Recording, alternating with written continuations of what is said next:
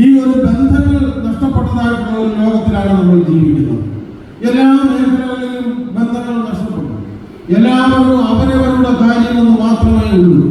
അവരവരിലൂടെ യാത്ര ചെയ്യുകയാണ്.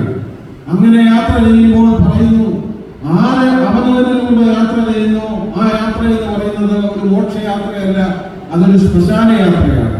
അപ്പോൾ ശ്മശാന യാത്ര നടത്തുന്നതായിട്ടുള്ള ഒരു ലോകത്തിൽ തുമ്പമോൾ സഹിയോൻ മാർത്തോമായുടെ വകയിലെ ഈ രാത്രി സമയം ഈ വചനകേൾവിക്കായി കൂടിയിരിക്കുന്ന നിങ്ങളെ ദൈവം തമ്പുരാൻ ആഗ്രഹിക്കുന്നത് നിങ്ങൾ ശ്മശാന യാത്ര നടത്തുന്നതായിട്ടുള്ള ഒരു ലോകത്തിൽ മോക്ഷയാത്രക്കാരായി ജീവിക്കുവാൻ വേണ്ടിയാണ്. അതുകൊണ്ട് 2025 നമ്മൾ പ്രവേശിക്കുമ്പോൾ, ജനുവരി മാസം 1-ാം തീയതി മുതൽ പുതിയ വർഷത്തിൽ പ്രവേശിക്കുമ്പോൾ, ജനുവരി എന്ന വാക്കുണ്ടായത് തന്നെ ജാനസ് എന്ന് പറയുന്നതായിട്ടുള്ള ഒരു ദേവന്റെ പേരാണ് എന്നാണ് പഴമക്കാർ പറയുന്നത്. ആ ദേവന് 2 മുഖമുണ്ടെന്നാണ് പറയുന്നത്, ഒന്ന് പുറകിലും ഒന്ന് മുൻപിലും. അപ്പോൾ അതിന്റെ അർത്ഥം അവർ പറയുന്നത്, ഒന്ന് പഴയ വർഷത്തിലേക്ക് തിരിഞ്ഞു നോക്കണം.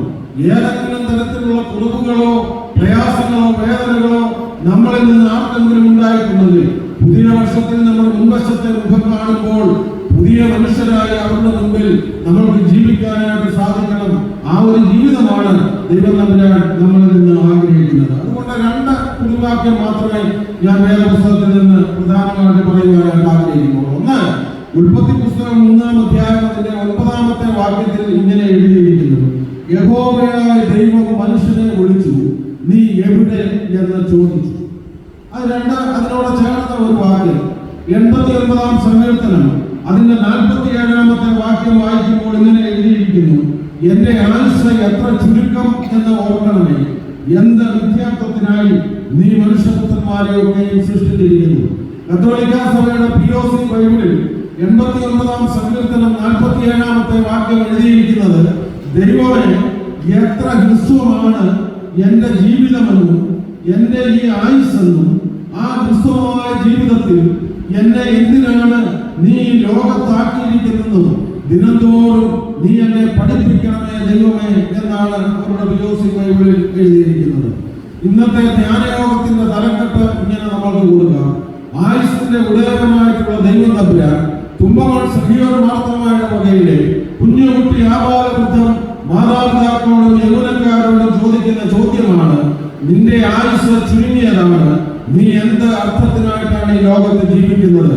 യഹോവയായ ദൈവം നിങ്ങളെ വിളിക്കുന്നു, നിങ്ങളുടെ ആയുസ് ചുരുങ്ങിയതാണ്, എന്ത് അർത്ഥത്തിനായി നിങ്ങൾ ഈ ലോകത്ത് ജീവിക്കുന്നു? 4 കാര്യങ്ങൾ പ്രധാനമായിട്ട് പറഞ്ഞ് ഞാൻ എന്റെ വാക്കുകൾ അവസാനിപ്പിക്കുന്നു. ഒന്ന്, ആയുസിന്റെ ഉടയവനായിട്ടുള്ള ദൈവം തമ്പുരാൻ നമ്മുടെ മൂക്കിൽ ജീവശ്വാസം ഊതി ലോകത്ത് ആക്കിയിരിക്കുന്നത്, നമ്മളെ വിളിക്കുമ്പോൾ നമ്മൾ ദൈവത്തോടെ എപ്രകാരമുള്ള ഉത്തരം പറയണം എന്ന് ചോദിച്ചു കഴിഞ്ഞാൽ അതിന് മാർഗനിർദ്ദേശമായിട്ട് നമ്മൾ പാലിക്കേണ്ട 1-ാമത്തെ കാര്യം എന്ന് പറയുന്നത്, ദൈവവുമായിട്ടുള്ള മനുഷ്യന്റെ ആന്തരിക ബന്ധം അല്ലെങ്കിൽ ഉള്ളടുപ്പം എന്ന് പറയുന്നത് ദൈവം ആഗ്രഹിക്കുന്ന തരത്തിൽ ആയിരിക്കണം.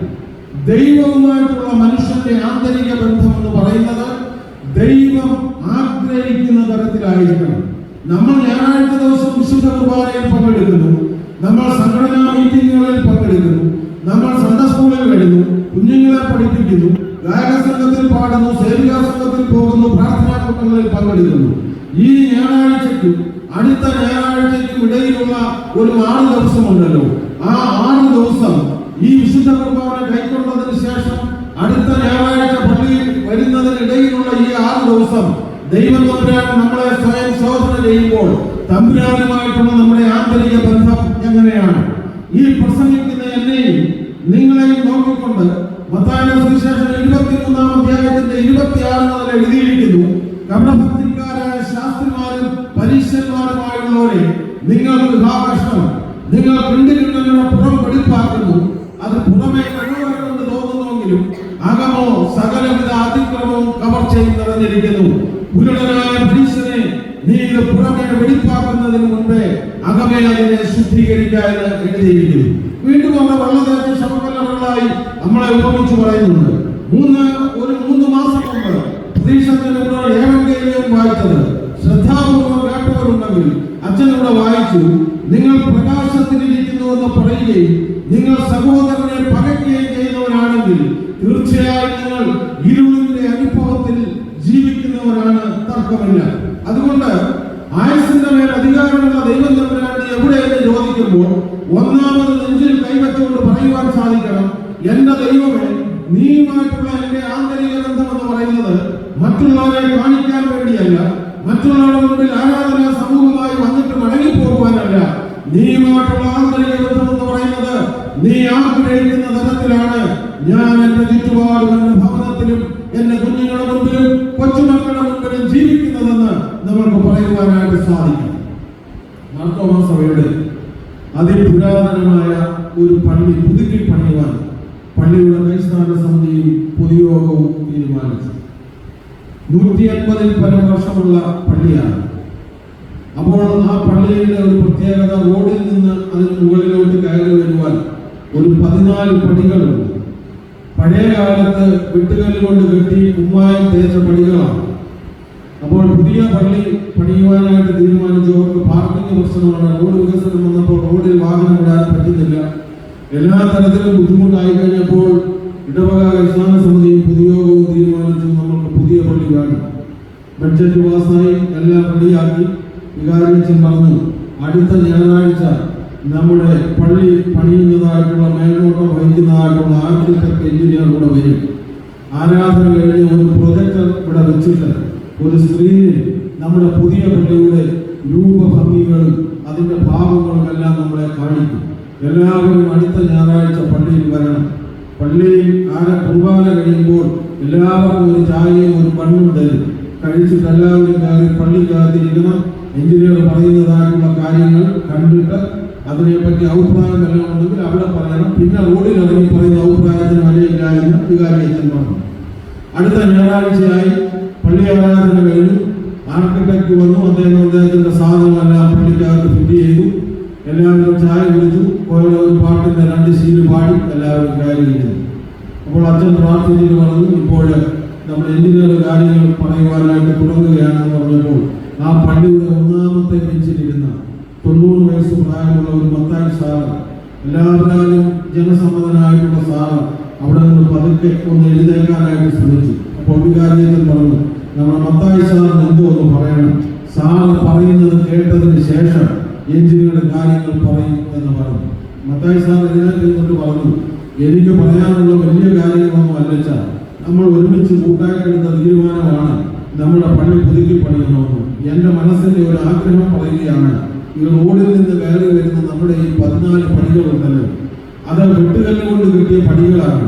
പുതിയ പള്ളി വരുമ്പോൾ ആ പടി കാണുമോ ഇല്ലയോ എന്ന് എനിക്ക് അറിയത്തില്ല.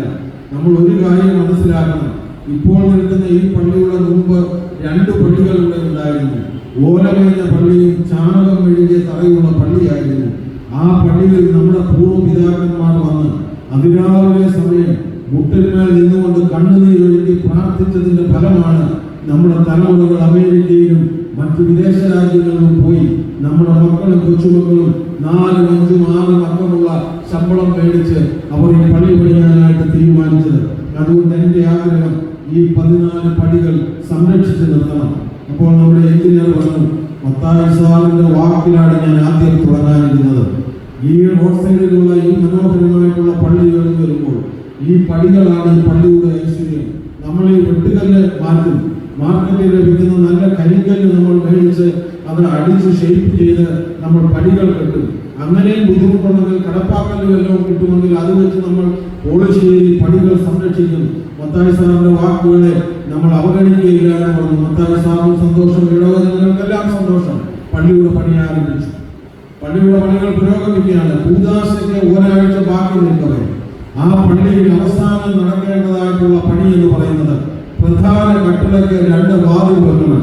വിശുദ്ധ മദ്ബഹായിക്ക് തിരശ്ശീല ഇടണം. മദ്ബഹായിക്കകത്തെ ഭിത്തിയിൽ വലിയതായിട്ടുള്ള ഈട്ടിത്തടിയുടെ കുരിശ് ഫിറ്റ് ചെയ്തു. ക്ലസ്റ്റർ ലൈറ്റുകളും ഫാനുകളും ഫിറ്റ് ചെയ്യുവാൻ പടങ്ങുകളൊക്കെ ഇട്ടിരിക്കുകയാണ്. അതെല്ലാം പൂർത്തിയാക്കി സീലിംഗും കഴിഞ്ഞു. പടങ്ങുകൾ അഴിച്ചു മാറ്റി 2 വാതിൽ വെച്ച് തിരശ്ശീല ഇട്ടാൽ പള്ളി പണി പൂർത്തിയായി കൂദാശ തുടങ്ങിയാണ്.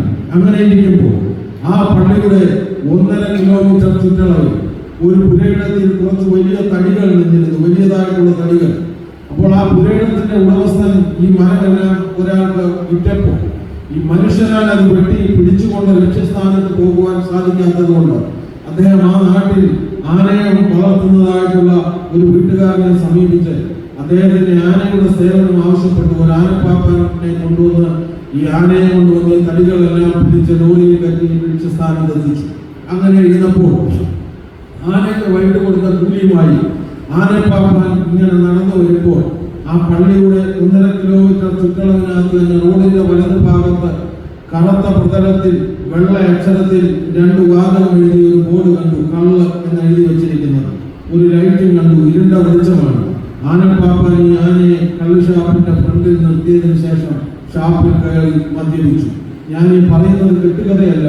മിനിഞ്ഞാന്നത്തെ മനോരമ പത്രം വായിച്ചപ്പോൾ ഈ ക്രിസ്മസിന് 24-ാം തീയതി 25-ാം തീയതി കുടിച്ച ക്രൈസ്തവന്റെ കണക്ക് പത്തനംതിട്ട ജില്ലയിലെ റാന്നി ഈ പ്രസംഗിക്കുന്ന എന്റെ നാട്ടിലെ അടൂരുമാണെന്ന് ഓർത്തപ്പോൾ ലജ്ജിച്ച് എനിക്ക് തല കുനിക്കേണ്ടതായിട്ട് ഒന്ന്. വിശ്വാസികളെ, ദൈവജനമേ, വേറെ അക്രൈസ്തവരായിട്ടുള്ള ആൾക്കാർ ആ ദിവസങ്ങളിൽ കുടിക്കുമോ എന്ന് എനിക്കറിയത്തില്ല. ഞാൻ അപ്രതീക്ഷിതമായിട്ട് ഇടയ്ക്ക് പറഞ്ഞതേ ഉള്ളൂ. ഈ കള്ളുഷാപ്പിന്റെ ഫ്രണ്ടിൽ ഈ ആനയെ നിർത്തിയതിനു ശേഷം ഈ ആനപ്പാപ്പാൻ കയറി മദ്യപിച്ചിറങ്ങി വന്നപ്പോൾ നിർത്തിയിരുന്ന സ്ഥലത്ത് ഈ ആനയെ കാണുവാൻ സാധിച്ചില്ല. അയാൾ പരിഭ്രമിച്ചു. അതുവഴി വന്ന പല മനുഷ്യരോടെ ചോദിച്ചു. ആരും ഒന്നും ഉത്തരം പറഞ്ഞില്ല. ഒടുവിൽ 8 മണിയായപ്പോൾ അതുവഴി സൈക്കിൾ ചവിട്ടി വന്ന ഒരു വയോധികനായ മനുഷ്യനെ സൈക്കിൾ പിടിച്ചു നിർത്തിയിട്ട് ഈ ആനപ്പാപ്പാൻ പറഞ്ഞു, ഇങ്ങനെ എനിക്കൊരു അബദ്ധം പറ്റി. ഞാൻ ഒരു ആനയെ മേടിക്കുന്ന ആളാണ്. ഞാൻ ഈ ഷാപ്പിൽ കയറി മദ്യപിച്ചു. ആനയെ ഞാൻ നിർത്തന്റെ പോലെ നിർത്തി അതിന്റെ കാലിൽ ഒരു വഴി വെച്ചാൽ അനങ്ങുകയില്ല എന്നാണ് ആനയെ നമ്മൾക്ക് നിർത്തിയേക്കുന്നതൊക്കെ. ഞാൻ എല്ലാ കാര്യങ്ങളും ചെയ്തിട്ടാണ് കയറി പോയത്. തെറ്റന്റെ ഭാഗത്താണ്. ആനയെ കാണുന്നില്ല. ഇദ്ദേഹം വന്ന വഴിക്ക് വല്ലതും കണ്ടോ എന്ന് ചോദിച്ചപ്പോൾ ഈ അപ്പൻ ആ സൈക്കിൾ സ്റ്റാൻഡിൽ വെച്ചുകൊണ്ട് തന്റെ 2 കൈയും നെഞ്ചിൽ വെച്ചുകൊണ്ട് മുകളിലോട്ട് നോക്കി പറഞ്ഞു, എന്റെ ദൈവമേ, മറ്റേനാൾ ഉദാശ നടത്തേണ്ടതായിട്ടുള്ള എന്റെ മാർത്തോമാപ്പള്ളിയുടെ മനോഹരമായി അടിച്ച് പോളിഷ് ചെയ്ത് ടാർപ്പായിട്ട് മറച്ചിരിക്കുന്ന പടികൾ കയറി മുകളിലോട്ട് ഒരു ആന കയറി പോയല്ലോ, അത് പാപ്പാനില്ലാത്ത ആനയായിരുന്നു എന്ന് ചോദിച്ച് ഈ മനുഷ്യൻ സൈക്കിൾ ചവിട്ടിപ്പോയി. മദ്യലഹരിയിലായിരുന്ന ആനപ്പാപ്പൻ പള്ളിയുടെ സൈഡ് വഴിയിലൂടെ ഓടി വന്ന് വികാരി അച്ഛനെ വിളിച്ച് ഈ കാര്യം പറഞ്ഞപ്പോൾ വികാരി അച്ഛൻ ഭയന്നു പോയി. കാരണം ഇരുമ്പിന്റെ പടലുകൾ ഇട്ടിരിക്കുകയാണ്. അത് അഴിച്ചു മാറ്റിയാൽ മതി. അത് ഒന്ന് ആടി ഉലഞ്ഞാൽ ഈ ലൈറ്റുകളും ഈ ഫാനുകളും എല്ലാം മറിഞ്ഞ് അതെല്ലാം പൊടിഞ്ഞ് ഉദാശ താറുമാറായി പോകും. അച്ഛൻ ഭയപ്പെട്ടു പോയി.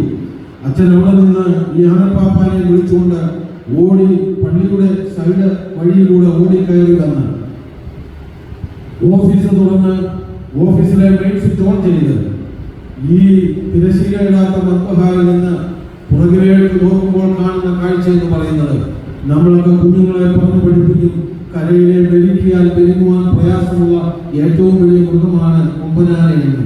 നിങ്ങൾക്കറിയുമോ സ്നേഹിതരെ? മെയിൻ സ്വിച്ച് ഓൺ ചെയ്തപ്പോൾ വികാരി അച്ഛൻ കാണുന്ന കാഴ്ച എന്ന് പറയുന്നത്, ആ പ്രധാന വാതിൽ വെക്കാത്ത കട്ടിളക്കകത്തുകൂടി ആ കൊമ്പനാന അവിടെ ഇട്ടിരിക്കുന്ന പടങ്ങുകൾക്ക് യാതൊരു കോട്ടവും സംഭവിപ്പിക്കാതെ ഈ ഐക്യരായുടെ മുമ്പിൽ വന്ന് തന്റെ 2 മുട്ടും മടക്കി തുമ്പിക്കൈ ഭൂമിയോളം താഴ്ത്തി ഉയർത്തപ്പെട്ടിന്റെ കുരിശിന്റെ മുൻപാകെ നിൽക്കുന്ന രംഗമാണ് കണ്ടത്. അച്ഛൻ ആരോടും പറഞ്ഞില്ലത്. ഇവിടുത്തെ ചുമതലക്കാരൻ ട്രസ്റ്റിയും സെക്രട്ടറിയും മാത്രം ഒരു പക്ഷേ ഇറങ്ങി കാണും. കൂദാശ കഴിഞ്ഞ ആദ്യത്തെ ദിവസം 180 വർഷം പഴക്കമുള്ള പള്ളിയുടെ പുൽപിറ്റിൽ കയറി നിന്നുകൊണ്ട് വികാരി അച്ഛൻ പറഞ്ഞു, ഇന്ന് എന്റെ കയ്യിൽ വേറെ പുസ്തകമില്ല, ഇന്ന് എന്റെ കയ്യിൽ മൊബൈലില്ല. മൊബൈൽ കളിച്ചുകൊണ്ടിരിക്കുന്നവർ ഞാൻ പറയുന്ന കാര്യങ്ങൾ കേട്ടുകൊള്ളണം. ശവബെഞ്ചിലാണ് ഏറ്റവും കൂടുതൽ മൊബൈലിൽ ഇരുന്ന് കളിക്കുന്ന പിള്ളേരിയിരിക്കുന്നത് ഈ പള്ളിയിൽ. ആ ബോഡി കൊണ്ടുവെക്കുന്ന മൊബൈൽ ബെഞ്ചിലിരുന്നുകൊണ്ട് അങ്ങോട്ടും ഇങ്ങോട്ടും മെസ്സേജ് അയക്കുന്ന പിള്ളേർ അവരുടെ അപ്പന്മാരും കേൾക്കാൻ ഞാൻ പറയുകയാണ്. ഞാൻ കഴിഞ്ഞ 5 വർഷക്കാലമായി ഈ ഇടവകയുടെ വികാരിയായിരുന്നു. ഞാൻ ഈ പള്ളി ആരാധനയ്ക്ക് വരുമ്പോൾ ഞാൻ ഏവരെയും വായിക്കുമ്പോൾ തലയിൽ തുണിയിടാത്ത അമ്മമാരെയും പിള്ളേരെയും ഞാൻ കണ്ടിട്ടുണ്ട്. അടുത്തിരിക്കുന്നവരുടെ മുഖത്ത് നോക്കി കയ്യസൂലി കൊടുക്കാത്തവരെ ഞാൻ കണ്ടിട്ടുണ്ട്. കഴിഞ്ഞ ദിവസം ഞാൻ കണ്ട കാഴ്ച എന്ന് പറഞ്ഞിട്ട് വികാരി അച്ഛൻ അവിടെ പറയുകയാണ്. ഈ കാര്യങ്ങളെല്ലാം അച്ഛൻ പറഞ്ഞിട്ട് പറഞ്ഞു, ഞാൻ ഇവിടെ നിന്ന് പോവുകയാണ്. അത് പുതിയ പള്ളിയിൽ അടുത്ത ആഴ്ച മുതൽ ആരാധനയ്ക്ക് വരുമ്പോൾ ഈ ഇടവകയിലെ ഏതാണ്ട് 180 വർഷം പഴക്കമുള്ള 700 പരം വീട്ടുകാരുള്ള ഈ ഇടവകയിലെ അമ്മമാർ, പിതാക്കന്മാർ, കുഞ്ഞുകുട്ടി, ആബാലവൃദ്ധ ആൾക്കാർ ആരാധനയ്ക്ക് വരുമ്പോൾ ഈ വിശുദ്ധ മദ്ബഹായിൽ ഉയർത്തപ്പെട്ടിരിക്കുന്ന കുരിശിന്റെ മുൻപാകെ ഭൂമിയോളം തല കുനിക്കാൻ സാധ്യതയില്ലാതെ, തല കുനിക്കുവാൻ താല്പര്യമില്ലാതെ ആരാധനയ്ക്ക് ആരെങ്കിലും വരുന്നുണ്ടെങ്കിൽ നിങ്ങൾ ആരും സ്വർഗരാജ്യത്തിൽ പ്രവേശിക്കുകയില്ല എന്ന് ഈ ഇടവകയുടെ വികാരി എന്ന നിലയിൽ അത്യുച്ചത്തിൽ അടിവരയിട്ട് നിങ്ങളോട് ഞാൻ പറയുമെന്ന് പറഞ്ഞപ്പോൾ ആ പള്ളിയിൽ കൂട്ടക്കരച്ചിലും കൂട്ടനിലവിളിയും കേട്ടു. എന്നെ കേൾക്കുന്ന ദൈവജനമേ, കഴിഞ്ഞ 95 വർഷക്കാലമായി നിങ്ങളുടെ ആരാധനയ്ക്ക് വരുന്നല്ലോ. ഞാൻ നിങ്ങളോട് ഒറ്റ ചോദ്യം ചോദിക്കട്ടെ. നെഞ്ചിൽ കൈവച്ചുകൊണ്ട് നിങ്ങൾക്ക് പറയുവാൻ സാധിക്കുമോ? പ്രതീക്ഷത്തിൽ ആരാധനയ്ക്കായി വിശുദ്ധ മദ്ബഹയുടെ മണം മാറ്റുമ്പോൾ മദ്ബഹയിലെ കുരിശിന്റെ മുൻപാകെ നിങ്ങളുടെ തല ഭൂമിയോളം കുനിക്കുവാൻ നിങ്ങൾക്ക് സാധിച്ചിട്ടുണ്ടോ? നിങ്ങൾക്ക് സാധിക്കുന്നില്ലെങ്കിൽ നമ്മുടെ പ്രസംഗങ്ങളും നമ്മുടെ ആരാധനകളും വ്യർത്ഥമാണ്. ഹല്ലേലൂയ. ദൈവത്തിന് നന്ദിയോടെ സ്തോത്രം. ക്രിസ്തീയ ജീവിതം ഒരു പാപ്പൻ കളിയല്ല, ഓർത്തുകൊള്ളണം. ഞാൻ ചോദിച്ചോട്ടെ, ജീവിതം എന്നാൽ ഉയർച്ചയും താഴ്ചയും സമ്മിശ്രമായി ചേരുന്ന അനുഭവമാണ് പ്രിയമുള്ളവരെ. ഒരിടവകയിൽ സാമ്പത്തികമായി ഉയർന്നവരും ഒരിടവകയിൽ സാമ്പത്തികമായി താഴ്ന്നവരും ഉണ്ടാകാം. പക്ഷെ അവർക്ക് രണ്ടുപേർക്കും വേദപുസ്തകത്തിൽ ഒരേ വാക്ക് രണ്ടിടത്തായിട്ട് ഒരേ അർത്ഥത്തിൽ എഴുതിയിട്ടുണ്ട്. നിങ്ങൾക്കറിയാമോ? ആവർത്തന പുസ്തകം 11-ാം അധ്യായം അതിന്റെ 12-ാമത്തെ വാക്യത്തിൽ എഴുതിയിട്ടുണ്ട്, ആണ്ടിന്റെ ആരംഭം മുതൽ അവസാനം വരെ നിന്റെ ദൈവമായ യഹോവയുടെ ദൃഷ്ടി അതിന്റെ മേലുണ്ടായിരുന്നു. ഏതിന്റെ മേലാണ്? 95 വർഷത്തിലേക്ക് നിങ്ങൾ പ്രവേശിക്കുമ്പോൾ നിങ്ങളുടെ പ്രാരംഭകാലം മുതൽ ഈ 94 വർഷം നിങ്ങളുടെ ആരാധനയ്ക്ക് വരുമ്പോൾ നിങ്ങളെ കണ്ടതായിട്ടുള്ള ദൈവം തമ്പുരാൻ ഇന്നും നിങ്ങളെ കാണുന്നു എന്നുള്ളതാണ് ആ വാക്യത്തിൽ നിന്ന് നമ്മൾ മനസ്സിലാക്കേണ്ടത്. 2024 പ്രാരംഭത്തിൽ 2023 31-ാം തീയതി രാത്രിയിൽ നിങ്ങൾ ഭാഷണ സർവീസിൽ പങ്കെടുത്തിട്ട് 1-ാം തീയതി 2024 1-ാം മാസത്തിൽ നിങ്ങൾ പ്രവേശിച്ച് 2024 അവസാനത്തിലേക്ക് നമ്മൾ കടന്നു വരുമ്പോൾ നെഞ്ചിൽ കൈവച്ചുകൊണ്ട് നിങ്ങൾക്ക് പറയുവാൻ സാധിക്കുമോ? ആണ്ടിന്റെ ആരംഭം മുതൽ അവസാനം വരെ എന്നെ കണ്ട ദൈവം ജീവിക്കുന്നത് കൊണ്ടാണ് ഞാൻ ഈ ലോകത്ത് ജീവിക്കുന്നത്. ഒരു വാക്ക് കൂടെ ഉണ്ട്. 139-ാം സങ്കീർത്തനം 16-ാമത്തെ വാക്ക്. ഞാൻ പിണ്ടാകാരമായിരുന്നപ്പോൾ നിന്റെ കണ്ണെന്നെ കണ്ടു.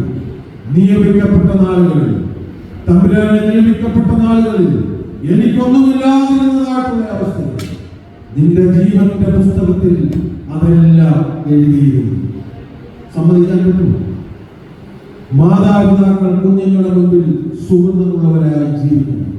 എവിടെ ഇവിടുത്തെ യൗവനക്കാർ, സൺഡേ സ്കൂൾ കുഞ്ഞുങ്ങൾ? നിങ്ങൾ ഉത്തരം പറഞ്ഞേ മതിയാകുള്ളൂ. എന്നോട് പറയണ്ട, നിങ്ങൾ ഉത്തരം പറയണം. പറയേണ്ട ഒരു ലോകത്തിലാണ് നമ്മൾ ജീവിക്കുന്നത്. ഞാൻ പറഞ്ഞത് 13 വയസ്സിന് മുകളിൽ പ്രായം. ഞാൻ പറഞ്ഞത് എനിക്ക് 13 വയസ്സിന് മുകളിൽ പ്രായമുള്ള പെൺകുട്ടികളോടാണ് സംസാരിക്കുന്നത്. ഞാൻ 7 മാസം മുമ്പ് കായംവാസമായ വലിയൊരു പള്ളിയിൽ പ്രസംഗിക്കുവാൻ പോയി. ഫിലിപ്പിയ ലേഖനം 1-ാം അധ്യായത്തിന്റെ ആദ്യത്തെ പ്രാരംഭവാക്യം മുമ്പേ അവർ പ്രയോജനമില്ലാത്തവരായിരുന്നു, ഇപ്പോൾ എനിക്ക് നിനക്ക് നല്ല പ്രയോജനമുള്ളവനെന്നുള്ള വാക്യം വായിച്ചുകൊണ്ട് ഞാൻ പ്രസംഗമധ്യേ ഞാൻ ഇങ്ങനെ ദീർഘമായി പ്രസംഗിച്ചുകൊണ്ടിരുന്നപ്പോൾ പള്ളി നിറയാളാണ്, മുൻവശം മുഴുവൻ കുഞ്ഞുങ്ങളാണ്. എനിക്ക് അങ്ങനെ ഇരിക്കുന്നത് കാണുന്നത് വലിയ സന്തോഷമാണ്. പ്രതീക്ഷ എന്നോടൊന്നും തോന്നണ്ടേ, അടുത്ത വർഷം വിളിച്ചില്ലേലും പ്രശ്നമില്ല, പറയേണ്ടത് പറഞ്ഞിട്ടേ പോകുകയുള്ളൂ. ഞാൻ എന്റെ പ്രസംഗിക്കുന്ന തുടർന്നപ്പോൾ ആ പള്ളിയുടെ കാർ പോർച്ചിൽ ഒരു കസേര മറഞ്ഞു വീണു. എന്റെ ദൈവമേ എന്ന അലർച്ച മാത്രം ഞാൻ കേട്ടു. എല്ലാവരും തിരിഞ്ഞു നോക്കിയിട്ട് അവർ ലാഘവത്തോടെ മുമ്പോട്ട് നോക്കിയിരുന്നു. ഞാൻ പ്രസംഗമെല്ലാം കഴിഞ്ഞ് പോകാറുള്ളതാണ്. ആ ഇടവകയുടെ ശുശ്രൂഷകനായ ഇടവക അംഗമാണ്. എനിക്ക് വളരെ അടുപ്പമുള്ളത്. ഞാൻ അദ്ദേഹത്തോട് ചോദിച്ചു, രാജസാറെ എന്തായിരുന്നു അവിടെ ഒരു കരച്ചിൽ കേട്ടു? അപ്പോൾ എൻ്റെ കയ്യിൽ പിടിച്ചുകൊണ്ട് പള്ളിയുടെ ഓഫീസിൽ നിന്ന് ഇറങ്ങി ആരും കാണാതെ ആ പള്ളിയുടെ പോകുന്നുണ്ടെങ്കിൽ മരത്തിൻ്റെ നിർത്തിയിട്ട് പറഞ്ഞു, സാറേ, ഞങ്ങളുടെ ഇടവകയിലെ ഒരു പൊന്നോമന മകൾ, ഒരു ഇടവകയുടെ ശുശ്രൂഷകൻ, നമ്മൾ കപ്പ്യാനെന്നൊക്കെ ആക്ഷേപപൂർവ്വം അല്ലെങ്കിൽ ഒരു ലേഖനത്തോടെ വിളിക്കുന്ന ഇടവക ശുശ്രൂഷകൻ നമ്മോട് പറയുകയാണ്, ഞങ്ങളുടെ ഇടവകയിലെ ഒരു പൊന്നോമന മകൾ 12-ാം ക്ലാസ്സിൽ പഠിക്കുന്നവർ അപ്പനോമനയും വിദേശത്ത് വല്യപ്പച്ചൻ്റെയും വല്യപ്പച്ചയുടെയും സംരക്ഷണയിലാണ് കഴിഞ്ഞുകൊണ്ടിരുന്നത്. ഇവിടെ ഒരു സെൻട്രൽ മീറ്റിംഗ് വരുമ്പോൾ അവൾ വീട്ടിൽ നിന്ന് ചെറിയ പൂക്കളൊക്കെ ഉണ്ടാക്കി ബൊക്കെ ഉണ്ടാക്കി കൊണ്ടുവരും. അവളാണ് കൊടുക്കുന്നത്. ഉച്ചഭക്ഷണം കൊടുക്കുമ്പോൾ പപ്പടം എല്ലാവർക്കും അവളാണ് വിളമ്പി കൊടുക്കുന്നത്. സാറിനറിയാമോ, ഒരാഴ്ച മുമ്പ് രാത്രി 12 മണിക്ക് വല്യപ്പച്ചനും വല്യമ്മച്ചിയും അറിയാതെ ആ വീടിന്റെ മതിൽ ചാടി ഒരു ക്രൈസ്തവന്റെ കൂടെ ഇറങ്ങിപ്പോയ മകളുടെ അമ്മയുടെ ദീനരോധനമാണ് ഞാൻ മാർത്തോമാസഭയിൽ ദീർഘനാളുകളായി പ്രസംഗിക്കുകയാണ്. എവിടെയാണ് നമുക്ക് തകരാർ സംഭവം? എവിടെയാണ് നമുക്ക് തകരാറ്? ഇതൊക്കെ വളരെ ഗൗരവമായി ചെയ്യും. എനിക്ക് 2 മക്കളാണ്. ഞാൻ അവരോട് വേദപുസ്തകം വായിക്കണമെന്നോ പ്രാർത്ഥിക്കണമെന്നോ ഒന്നും ഞാൻ പറഞ്ഞിട്ടില്ല. എൻ്റെ അപ്പൻ എന്നെ പഠിപ്പിച്ചതായിട്ടുള്ള കാര്യങ്ങൾ ഞാൻ അവർക്ക് പറഞ്ഞു കൊടുത്തത്. എൻ്റെ അപ്പൻ എന്റെ പ്രാഥമിക വിദ്യാഭ്യാസത്തിന് എന്നെ പറഞ്ഞയച്ചത് ഹാർവാർഡ് യൂണിവേഴ്സിറ്റിയിലും കേംബ്രിഡ്ജ് യൂണിവേഴ്സിറ്റിയിലും ഒന്നുമല്ല. കണ്ണങ്കോട് മാർത്തോമ ഇടവകയുടെ ഇടുങ്ങിയ 2 ഭിത്തികൾക്കുള്ളിലെ സൺഡേ സ്കൂൾ വിദ്യാഭ്യാസത്തിനാണ് എന്നെ അയച്ചത്. പ്രദേശത്തിനെ പഠിപ്പിക്കാൻ പ്രാഥമിക വിദ്യാഭ്യാസം വെച്ചിട്ടുള്ള 2 ഭിത്തികൾക്കുള്ളിലായിരുന്നു. എന്റെ അപ്പൻ എന്നോട് പറഞ്ഞ 3 കാര്യങ്ങളെ ഉള്ളൂ. ആ 3 കാര്യം എന്ന് പറയുന്നത്, നീ ഇടവകയിലെ കൺവെൻഷനുകൾ നടക്കുമ്പോൾ പോകരുത്, ആ സമയത്ത് മൊബൈൽ കളിച്ച് വീട്ടിലിരിക്കണമെന്നോ, അല്ലെങ്കിൽ ഇടവകയിലെ മുതിർന്നവരെ എണ്ണോ ഫോട്ടോ വിളിക്കണമെന്നോ, ബിരുദ പരീക്ഷയ്ക്ക് 100 മേടിച്ച് കേന്ദ്രത്തിൽ നിന്നുള്ള വേദപുസ്തകം മേടിക്കണമെന്നോ ഒന്നല്ല എൻ്റെ അപ്പൻ പഠിപ്പിച്ചത്. എൻ്റെ അപ്പനും അമ്മയും ജീവിച്ചിരിക്കുകയില്ല. 20-25 വർഷം മുമ്പാവുന്ന മാറ്റം. എന്നാൽ എൻ്റെ ഓരോ പ്രസംഗങ്ങളും സ്വർഗത്തിന്റെ പ്രധാന വെളിവാതിൽ നിന്നുകൊണ്ട് എൻ്റെ അപ്പൻ ശ്രദ്ധിക്കുന്നുണ്ട്, എൻ്റെ അമ്മ കേൾക്കുന്നുണ്ട് എന്നുള്ള വിശ്വാസം എനിക്കുണ്ട്. ആ ഒരു വില മാത്രമേ എന്നെ സംബന്ധിക്കൂ. അപ്പോൾ എൻ്റെ അപ്പൻ എന്നോട് പറഞ്ഞത്, ഒന്ന് ശനിയാഴ്ച ദിവസം വൈകിട്ട് പള്ളിക്കൂടത്തിലെ കാര്യങ്ങൾ പഠിക്കും. ഇത് ഞാൻ പല പള്ളികളിൽ നിന്ന് ഈ കാര്യം പറഞ്ഞിട്ട് അവിടുത്തെ സൺഡേ സ്കൂൾ പിള്ളേരോട് ചോദിച്ചു, ശനിയാഴ്ച ദിവസം വൈകിട്ട് പിന്നെ എന്തുവാ ചെയ്യേണ്ടത്? തിരുവനന്തപുരത്തെ ഏറ്റവും വലിയൊരു പള്ളി ഞാൻ ചോദിച്ചിട്ട് ഞാൻ തന്നെ അവരോട് ചോദിച്ചു, അമ്മ സീരിയലിലാണ് വലിയ വിശോപ്പി പഠിക്കുന്ന ഒരു കുഞ്ഞു കുട്ടി എന്ന് ചിന്തിച്ചു. കാരണം അതിൻ്റെ വീട്ടിലൊരു പക്ഷേ അതായിരിക്കാം, കൊച്ചു കുഞ്ഞാണ്. ഞാൻ അവരോട് പറഞ്ഞു, ശനിയാഴ്ച ദിവസം പള്ളിക്കൂടത്തിലെ കാര്യങ്ങൾ പഠിക്കരുതെന്ന് പറയാൻ കാര്യം, പിറ്റേന്ന് ഞായറാഴ്ച സൺഡേ സ്കൂൾ അധ്യാപകൻ മനഃപ്പാഠം തന്നിട്ടുണ്ട്, വേദഭാഗം തന്നിട്ടുണ്ട്. ഈ വേദഭാഗം മുഴുവനായിട്ട് വായിച്ച് ഈ മനഃപ്പാഠം കാണാതെ പഠിച്ച് രാവിലെ സൺഡേ സ്കൂൾ അധ്യാപകനെ കേൾപ്പിക്കണം. ഇവിടെ ഇരിക്കുന്ന ഈ നരച്ച മുടിയല്ലാത്തതുമായിട്ടുള്ള അമ്മമാരെ ഞാൻ പറഞ്ഞ കാര്യം സത്യമാണെന്ന് ഇത് കൈപൊക്കാവും. ദൈവത്തിന് നന്ദിയോടെ. രണ്ടാമത് പറഞ്ഞു, നുള്ളരി കെട്ടിവെക്കണം ശനിയാഴ്ച വൈകിട്ട്. അത് വലിയ രസമായി ഇപ്പോഴത്തെ പിള്ളേരെ കേൾക്കാം. പ്രതീക്ഷിച്ച ക്ഷമിക്കണം, കോട്ടയം ഭദ്രാസനത്തിലെ ഒരു പള്ളിയിൽ നുള്ളരി എന്ന് ചോദിച്ചപ്പോൾ പ്രൗഢവകുപ്പിൽ പഠിക്കുന്ന ഒരു പെൺകൊച്ച് ബാലവകുപ്പിൽ പഠിക്കുന്ന കൊച്ചിനെ നുള്ളി കാണിക്കുകയാണ്. അവർക്കറിയത്തില്ല. ഞാൻ അവർക്ക് പറഞ്ഞു കൊടുത്തു, നുള്ളരി അങ്ങ് മല്ലപ്പള്ളിയിലും സീതത്തോടിലും ചിറ്റാറിലും നിങ്ങളുടെ അപ്പനും വല്യമ്മയും വല്യപ്പന്മാരും ജീവിതത്തിന്റെ ഒന്നുമില്ലാതിരുന്ന അവസ്ഥയിൽ ജീവിച്ചപ്പോൾ അവർ ആഹാരത്തിന് അരിയണം എടുക്കുമ്പോൾ ഒരു ചെറിയ പാത്രം അരിയോ അല്ലെങ്കിൽ ഒരു പിടി അരിയോ അടുത്തൊരു കുട്ടയിലോ മുറത്തിലോ ഇട്ട് വെച്ചിരിക്കും. മാസാവസാനം ഇടവക ശുശ്രൂഷകൻ വരുമ്പോൾ അത് കൊട്ടയോടുകൂടി എടുത്ത് അവിടെ കൊണ്ടുവെക്കും. അതിൽ നിന്ന് ആവശ്യത്തിനുള്ള അരി അളന്ന് പള്ളിയിൽ കൊണ്ടുപോകും. അത് നേരം പിടിക്കും. അതിൽ നിന്ന് കിട്ടുന്ന കാശ് കൊണ്ടായിരുന്നു നമ്മുടെ അച്ഛന്മാർക്ക് ഒരു കാലത്ത് ശമ്പളം കൊടുത്തിരുന്നത്. അതിൽ നിന്ന് ഒരു അരി കൊണ്ടുപോയി അന്ന് സൺഡേ സ്കൂളിൽ നിന്ന് സ്തോത്ര കാഴ്ചയ്ക്കാണ് നുള്ളരി എന്ന് പറയുന്നതെന്ന് ഞാൻ അവർ മനസ്സിലാക്കി. എന്നെ കേൾക്കുന്ന സൺഡേ സ്കൂൾ അധ്യാപകരോട് ഇരിപ്പുണ്ടെങ്കിൽ ജനുവരി 1 ആദ്യത്തെ ക്ലാസ്സിൽ നിങ്ങൾ പറഞ്ഞു കൊടുക്കണം, അടൂരിൽ നിന്ന് ഒരാൾ വന്ന് പ്രസംഗിച്ചു, ജീവിതത്തിന്റെ അനുഭവമാണ്. നിങ്ങൾ അവരെ കൊണ്ടുവരായിരുന്നതിൽ അയ്യോ കഷ്ടം, അയ്യോ കഷ്ടം. സൺഡേ സ്കൂൾ അധ്യാപകർ പറഞ്ഞു കൊടുക്കണം, പഠിക്കുന്ന കുഞ്ഞുങ്ങളുണ്ടാക്കട്ടെ.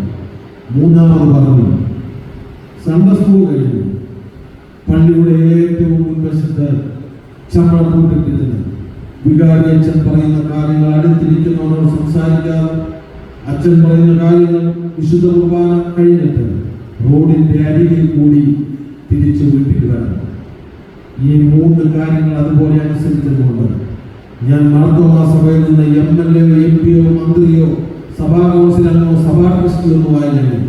മാർത്തോമാ സഭയുടെ 100 കണക്കിന് പള്ളികളിൽ അടുത്ത തലമുറയിലെ കുഞ്ഞുങ്ങളോട് തമ്പുരാന്റെ മാറ്റമില്ലാത്ത ഈ വചനം ഒരു ലജ്ജയുമില്ലാതെ എനിക്ക് പറയുവാൻ സാധിക്കുന്നതിൽ കണ്ണങ്കോട് മാർത്തോമാ പള്ളി എന്റെ അപ്പനും അമ്മയും സുഹൃത്തുമുള്ളവരായി ജീവിച്ചതുകൊണ്ടാണ്. പ്രതീക്ഷത്തിൽ ഓരോ ഞായറാഴ്ചയും കാപ്പയിട്ടുകൊണ്ട് ഇവിടെ വിശുദ്ധ കുർബാന അനുഷ്ഠിക്കുന്നത് അദ്ദേഹത്തിന്റെ മാതാപിതാക്കൾ അതേ സ്ഥലത്ത് സുഹൃത്തുമുള്ളവരായി ജീവിച്ചത് കൊണ്ടാണ്. എനിക്ക് 2 മക്കളാണ്. ഈ കാര്യങ്ങളൊക്കെ ഞാൻ അവനോട് പറഞ്ഞു കൊടുത്തിട്ടുള്ളൂ. എന്റെ മൂത്തമകൻ മദ്രാസ് ക്രിസ്ത്യൻ കോളേജിൽ നിന്ന് MA ഫിലോസഫി കഴിഞ്ഞ് മാർത്തോമാ സഭയിൽ ഒരു വൈദികനാകുന്നതിന് വേണ്ടി ചെറുപ്പകാലത്തിൽ തന്നെ അവൻ അറിയാവുന്ന സ്വയം പ്രായത്തിൽ അവൻ സമർപ്പിച്ച് അതിന്റെ പ്രാക്ടിക്കൽ ട്രെയിനിങ്ങിനായി പത്തനാപുരം ആശാഭവനിലുണ്ട്. ഈ ഓഗസ്റ്റിൽ അതിന്റെ വീഡിയോയുടെ എൻട്രൻസ് എഴുതണം. കിട്ടുപോയോ എന്ന പിന്നത്തെ കാര്യം. 2ാമത്തെ എഞ്ചിനീയറിംഗ് 3ാം വർഷം തിരുവനന്തപുരം കോളേജിൽ പഠിക്കുകയാണ്. ഞാൻ അവരോടൊന്നും പറഞ്ഞു കൊടുത്തിട്ടില്ല. അവർ തമ്മിൽ വഴക്കുണ്ടാകുമ്പോൾ പറയുന്ന കേൾക്കാം, അപ്പച്ചൻ പറഞ്ഞിട്ടുണ്ട് മൂത്തവരെ ബഹുമാനിക്കണം, മൂത്തവരോട് തറുതല പറയരുതെന്ന്. അപ്പച്ചൻ പറഞ്ഞ എൻ്റെ അപ്പൻ എന്നോട് പറഞ്ഞത് എൻ്റെ പിള്ളേർ കണ്ടു മനസ്സിലാക്കുക. ഇപ്പോൾ മാർത്തോമായുടെ പോലെ വിശ്വാസികൾ ദൈവവുമായിട്ടുള്ള മനുഷ്യന്റെ ആന്തരിക ബന്ധം ഉള്ളെടുക്കും എന്ന് പറയുന്നത് ദൈവം ആഗ്രഹിക്കുന്ന തരത്തിലാകണമെങ്കിൽ നമ്മളെല്ലാവരും സുഹൃത്തുമുള്ള അപ്പനമ്മമാരായി ജീവിക്കണം. അവരെ കൊണ്ടിരുത്തണം. നിങ്ങളുടെ ഇരുത്തണം. യഹോവയെ കണ്ടെത്തുന്ന കാലത്ത് അവനെ അന്വേഷിപ്പിൻ. അവൻ അടുത്തിരിക്കുന്ന കാലത്തോളം അവനെ വിളിച്ചപേക്ഷിപ്പിൻ. ഈ നാളെ നിന്റെ സമാധാനത്തിനായുള്ളത് നീ അറിഞ്ഞിരുന്നെങ്കിൽ കൊള്ളായിരുന്നു എന്ന് ഈ രാത്രി അവർക്ക് എന്ന് പറഞ്ഞു കൊടുക്കുന്നു. അവരിപ്പോൾ എന്തുവാ ചെയ്യുന്നതെന്ന് നിങ്ങൾക്കറിയാം. ഹാർവാർഡ് യൂണിവേഴ്സിറ്റിയിലൊന്നും പോയി ഒന്നും അവർ തരത്തില്ല. നിങ്ങൾ നിങ്ങളോട് തന്നെ ചോദിച്ചാൽ അവർക്കാണ് 2 ലക്ഷങ്ങൾ പ്രതീക്ഷത്തിൽ കൊണ്ടൊന്ന് പോകും. പുതിയ വളരെ ഗൗരവമായി നാടിന്റെ ആരംഭം മുതൽ ഇന്ന് വരെ കാത്തില്ലേ ദൈവജനത്തെ. നമ്മുടെ വർഷാവസാനത്തിൽ 2 ദിവസം കൺവെൻഷൻ നടത്തിയപ്പോൾ ഈ കുഞ്ഞുങ്ങളെയൊക്കെ നിങ്ങൾ കൂടെ കൊണ്ടിരുത്തിയായിരുന്നെങ്കിൽ ഒരു ചെറിയ തീപ്പൊരിയ കൊണ്ട് മനസ്സിൽ വീണാൽ ഒരുപക്ഷെ അവർ പുതിയ മനുഷ്യരായി തീർന്നെങ്കിൽ തുമ്പോൾ പ്രദേശങ്ങളിൽ ഞാൻ വേഗം മുൻപോട്ട് പോവുകയാണ്. 2ാമതായിട്ട് ദൈവമായ കർത്താവായ യഹോവയായ ദൈവം നമ്മളെ വിളിച്ച് നമ്മുടെ ആയുസ്സിന്റെ അർത്ഥം ചോദിക്കുന്നു. 2ാമതായിട്ട് നമുക്ക് പറയുവാനായിട്ട് സാധിക്കണം, നമുക്ക് ഒരു മടങ്ങിവരവ്, ഒരു രൂപാന്തരം ആവശ്യമാണ്. ഞാൻ ഈ മടങ്ങിവരവ് എന്ന് പറയുന്നത് മറ്റന്നാൾ രാത്രിയിൽ അച്ഛൻ സാക്ഷ്യത്തിന് സമയം തരുമ്പോൾ പല പള്ളികളിൽ ഞാൻ കാണുന്നതാണ്. ഏറ്റവും പുറകിൽ സിറ്റൗട്ടിലാണ് ഇരിക്കുന്നത്. ഓടി ഇങ്ങോട്ട് കയറുന്ന വാതിലിന്റെ അവിടെ നിന്ന് എന്തെങ്കിലും ഒരു പുതുപുറത്തേക്ക് ഇറങ്ങിപ്പോകും. എന്ന് വെച്ചാൽ ഞാൻ ഇന്ന് മുതൽ കർത്താവിനെ രക്ഷിതാവായി സ്വീകരിക്കുന്നതാണ് പറയുന്നത്. അതല്ല മടങ്ങിവരവും രൂപാന്തരവും എന്ന് പറയുന്നത്. VBSന്റെ അവസാന ദിവസം പാഠപുസ്തകത്തിന്റെ പുറകിൽ ഇന്ന് ഞാൻ കർത്താവിനെ രക്ഷിതാവായി സ്വീകരിച്ചിരിക്കുന്നുവെന്ന് എഴുതി അത് കീറി ടീച്ചറുടെ കയ്യിൽ കൊടുക്കുന്നതല്ല രൂപാന്തരം, മടങ്ങിവരവ് എന്ന് പറയുന്നത്. നമ്മുടെ മടങ്ങിവരവും നമ്മുടെ രൂപാന്തരവും നമ്മുടെ മാനസാന്തരവും എന്ന് പറയുന്നത് അനുദപിച്ച് തിരികെ വന്ന് തക്കതായിട്ടുള്ള ഫലം കായ്ക്കുന്നതായിട്ടുള്ള മാനസാന്തരമാണ്. അനുദപിച്ച് തിരികെ വന്ന് തക്കതായിട്ടുള്ള ഫലം കായ്ക്കുന്ന മാനസാന്തരം. പത്രോസ് കർത്താവിന്റെ കൂടെ നിഴൽ പോലെ നടന്നവനാണ്. കർത്താവ് ആദ്യമേ പറയുന്നു, നീ എന്നെ തള്ളിപ്പറയും. പത്രോസ് ജന്മത്തിൽ അത് സമ്മതിക്കുന്നില്ല. പത്രോസ് കർത്താവിന്റെ വിസ്താരം നടക്കുമ്പോൾ ഇരിക്കേണ്ടാത്ത ഇടത്ത് പോയിരുന്നു. നമ്മൾ ഈ നാളുകളിലൊക്കെ 31-ാം തീയതി രാത്രിയിലേക്കൊക്കെ വരികയാണ്. ദൈവജനങ്ങളെ നമ്മളും നമ്മുടെ കുഞ്ഞുങ്ങളും ഒക്കെ ഒരു പക്ഷേ ഇരിക്കേണ്ട പള്ളിയിൽ ഇരിക്കാതെ ഇരിക്കേണ്ടാത്ത ഇടത്ത് ചെന്നിരിക്കുന്നതായിട്ടുള്ള ഒരു കാലഘട്ടത്തിലാണ് ഇവിടുത്തെ കാര്യങ്ങൾ ഞാൻ പറഞ്ഞത്. അതിന്റെ ഭവിഷ്യത്ത് പിറ്റേന്ന് പത്രത്തിൽ കാണും എന്തുവാണെന്നുള്ളത്, എത്ര കോടി രൂപയ്ക്ക് വിറ്റു എന്നുള്ളത്. പത്രോസ് ബാല്യകാലത്ത് സ്ത്രീയുടെ അടുത്ത് പോയിരുന്നു. അത് ഇരിക്കേണ്ടാത്ത ഇടമാണ് അവൻ പോയിരുന്നത്. എന്നിട്ട് വിസ്താരം നടന്നപ്പോൾ ഇടയ്ക്കിടയ്ക്ക് അവൻ അരമനയ്ക്കകത്തോട്ട് നോക്കുന്നുണ്ട്. ദയനീയമായി കഥാതമ്പുരാൻ പത്രോസിനെ നോക്കുന്നുണ്ട്. ബാല്യകാലത്ത് ഞാൻ ചോദിച്ചു, നീ അവനോട് കൂടെ ഉള്ളവനല്ലേ? പത്രോസ് പറഞ്ഞു, ഞാൻ വീണ്ടും പറഞ്ഞു, നിന്റെ ഉച്ചാരണവും നിന്റെ ശബ്ദവും നീ അവനോട് കൂടെ ഉള്ളതിന്റെ തെളിവാണെന്ന് പറയുമ്പോൾ 3ാമത് ആണയിടുവാനും പ്രാർത്ഥിക്കാനും തുടങ്ങിയപ്പോഴാണ് അവിടെ എഴുതിയിരിക്കുന്നു, തന്റെ ഗുരു പറഞ്ഞ വാക്ക് ഓർത്ത് പത്രോസ് നടുമുറ്റത്ത് ഇരുന്നു അതിദുഃഖത്തോടെ കരഞ്ഞു എന്നാണ്. പത്രോസിന്റെ കണ്ണിൽ നിന്നും ഒഴുകിയതായിട്ടുള്ള ജീവന്റെ ജലനദിയാകുന്നു ദൈവജനമേ യഥാർത്ഥമായിട്ടുള്ള അനുദപിച്ച് തിരികെ വരുന്നതായിട്ടുള്ള മാനസാന്തരത്തിന്റെ ഉദാഹരണം വേദപുസ്തകം നമ്മളെ പഠിപ്പിക്കുന്നത്. നമ്മളൊക്കെ മാനസാന്തരപ്പെട്ടു എന്ന് പറയുന്നത് കൊണ്ട് അർത്ഥമില്ല. നിങ്ങൾ ഇയ്യോബിന്റെ ജീവിതം അറിയാമല്ലോ. ഇയ്യോബിന്റെ പുസ്തകം 42-ാം അധ്യായം അതിന്റെ 10-ാമത്തെ വാക്യത്തിൽ ഇങ്ങനെ എഴുതിയിരിക്കുന്നു: ദൈവമേ, ഇത്രയും നാൾ ഞാൻ അങ്ങയെ കേട്ടിട്ടേ ഉണ്ടായിരുന്നുള്ളൂ. ഇത്രയും നാൾ ഞാൻ അങ്ങയെ പറ്റി കേട്ടിട്ടേ ഉണ്ടായിരുന്നുള്ളൂ. എന്നാൽ ഇപ്പോൾ എന്റെ 2 കണ്ണാൽ ഞാൻ അങ്ങയെ കാണും. എന്റെ ഈ 2 കണ്ണുകൊണ്ട് ഞാൻ അങ്ങയെ കാണും. അതുകൊണ്ട് ഞാൻ എന്നെ തന്നെ താഴ്ത്തുകയാണ്. ഇതാണ് ഞാൻ ആദ്യം പറഞ്ഞത്, ദൈവസന്നിധിയിൽ ഭൂമിയോളം തല കുനിക്കണമെന്ന്. അതുകൊണ്ട് ഞാൻ എന്നെ തന്നെ താഴ്ത്തുകയാണ്. വെട്ടിലും വെണ്ണീറിലും ഇരുന്ന് ഞാൻ പശ്ചാത്തലം അനുദപിച്ച് തിരികെ വന്ന മാനസാന്തരത്തിന്റെ ഫലം കായ്ക്കുന്ന ഉദാഹരണങ്ങൾ ഇതിൽ കൂടുതൽ വേദപുസ്തകത്തിൽ നമുക്ക് വേണം. അതുകൊണ്ട് ഇരിക്കുന്ന പ്രകൃതത്തിൽ നിന്ന് മാറിയാൽ മാത്രമേ യഥാർത്ഥമായിട്ടുള്ള അനുദപിച്ച് മാനസാന്തരത്തിന്റെ ഫലം കായ്ക്കുന്ന വിശ്വാസ സമൂഹമായി നമുക്ക് ജീവിക്കുവാനായിട്ട് സാധിക്കുള്ളൂ. ഇരിക്കുന്ന പ്രകൃതത്തിൽ നിന്ന് മാറണം. അതിനാണ് ഞാൻ പറഞ്ഞത്, ഒരു ഇടവകയിൽ ഉയർച്ചയും താഴ്ചയും ഉണ്ടാകാം. എന്നാൽ ആ ഉയർച്ചയും താഴ്ചയും നമ്മളെ കാണുന്ന ദൈവത്തിന്റെ സന്നിധിയിൽ നമ്മളെല്ലാവരും ഒരപ്പന്റെ മക്കളും ഒരേ ലക്ഷ്യത്തിലേക്ക് യാത്ര ചെയ്യേണ്ടവരുമാണ്. നമ്മുടെ യാത്രകൾ എന്ന് പറയുന്നത് ഒരു മടക്കയാത്രയുടെ അനുഭവത്തിലാണ് നമ്മൾ പോകുന്നത്. നമ്മുടെ യാത്ര നിത്യതയിലെത്തണമെങ്കിൽ നമ്മൾ ഇവിടെ സുഹൃത്തുമുള്ളവരായി ജീവിക്കണം. എന്താണ് സുഹൃത്തം? ഒരു കൊച്ചുകാരെന്ന് പറയാം.